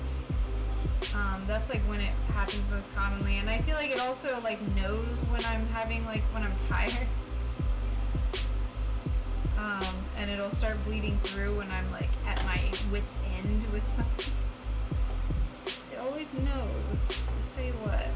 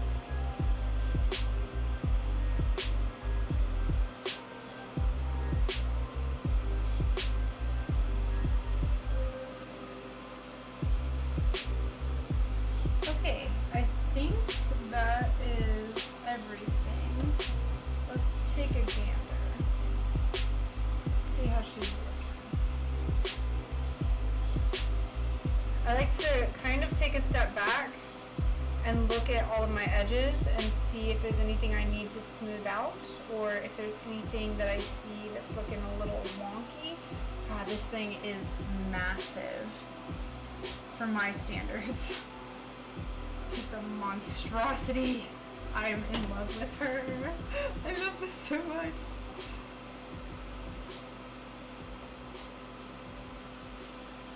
I think that's good. So what we'll do now that we have front and back and sides done, is we're going to fix up the solder lines where they meet the edges, because a lot of times these like gross little pockets can form. So let me move this back down so you don't have to look at my shirt. clean off our little tippy.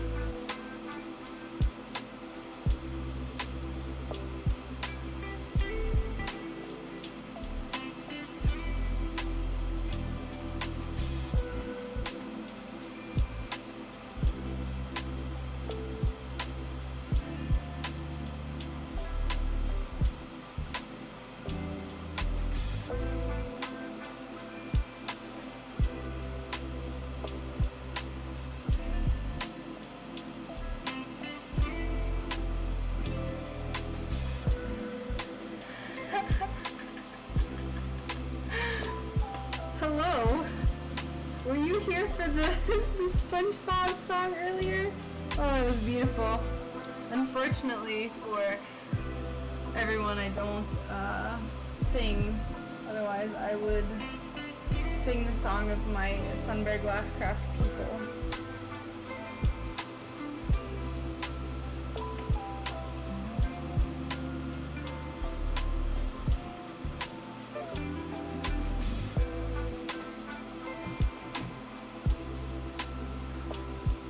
Oh crap, don't dox me, bro.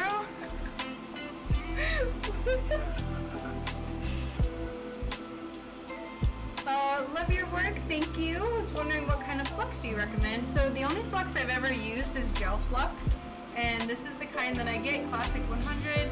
I've never had any problems with it. I like it.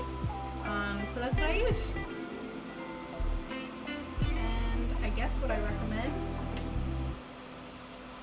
I've tried some other ones too. I don't really have like a problem with other ones. That's just the one that was kind of like the most cost effective, I guess.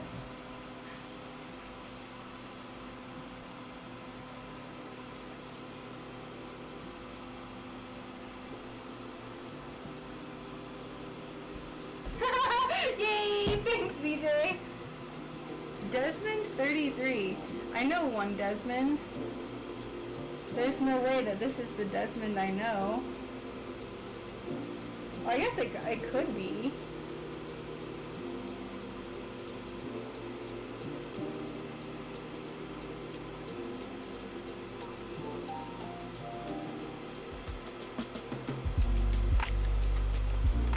But I doubt it. Yeah, of course. Happy to help.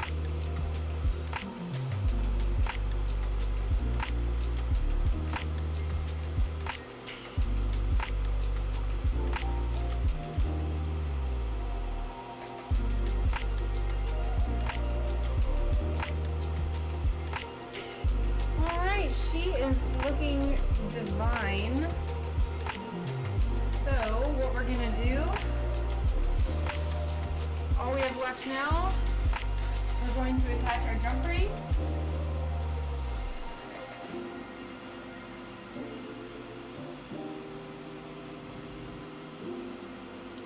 And as I said before, so what we're doing is I'm going to attach them to the back, and I'm going to attach them here. With emphasis on making sure it's connected to this solder line.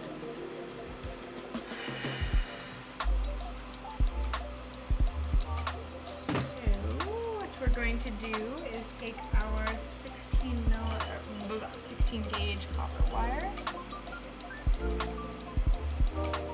and I use Sharpies for my measurements.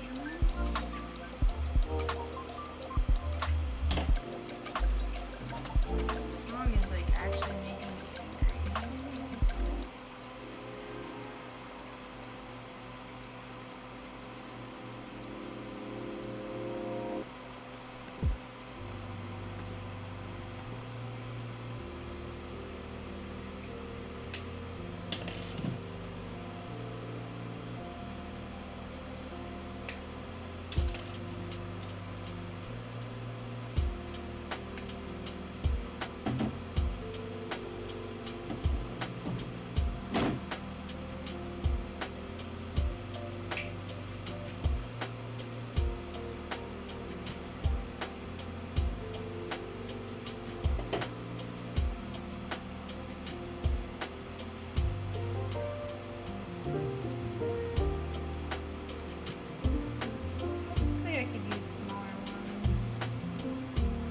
Do I want to use smaller ones? What's the alternative? Our alternative... I'm finally getting some time to draw. Ooh, Deuce! I did not know that you drew. What are you drawing? Also, hello. For some reason I read that someone else said that. Otherwise I would have said that.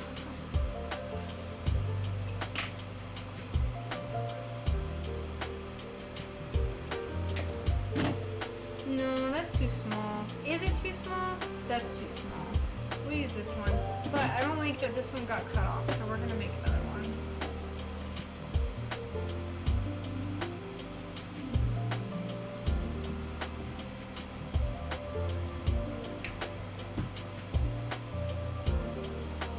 Here we go.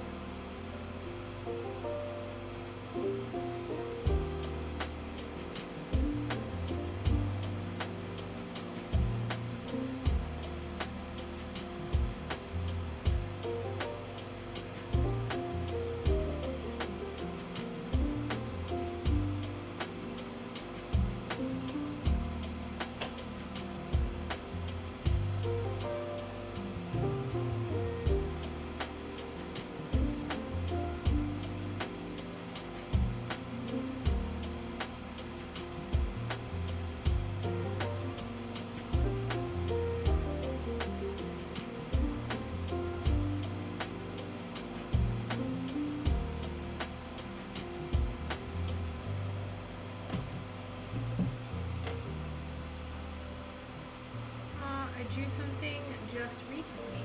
Ooh, very nice.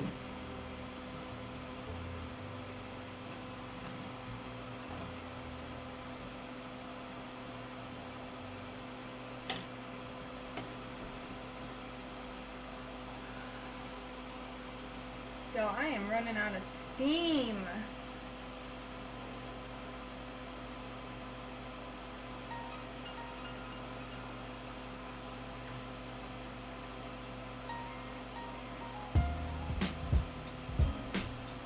Running out.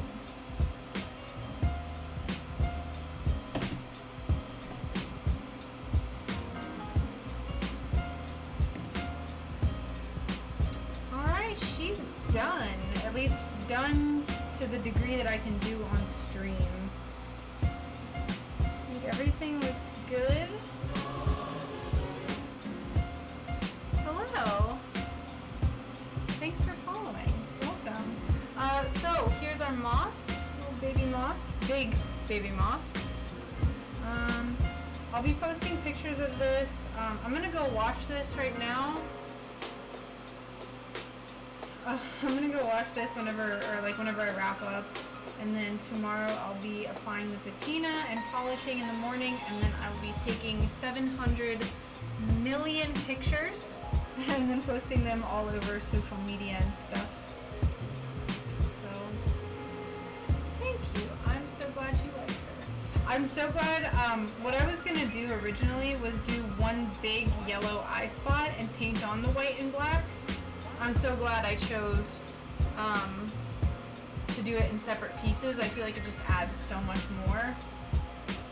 So, also, thank you for the lemons. I really appreciate it. I am going to cut off the stream now. Let me just turn the music down. I'm so tired of hearing it. Wow, lemons. Wow. Thank you so much. I really appreciate everyone hanging out with me tonight while I soldered up our feathers, which I will show one more time before leaving. So in case you were not here earlier, these are the feathers that we soldered. Our deep space feather that has blues and purples and all that good stuff. Oh, ants. So yeah, anyway, thank you for hanging out with me, and I hope everyone enjoys the rest of their night, and I will see you all maybe tomorrow. I have a bunch of stuff I'm going to be soldering, so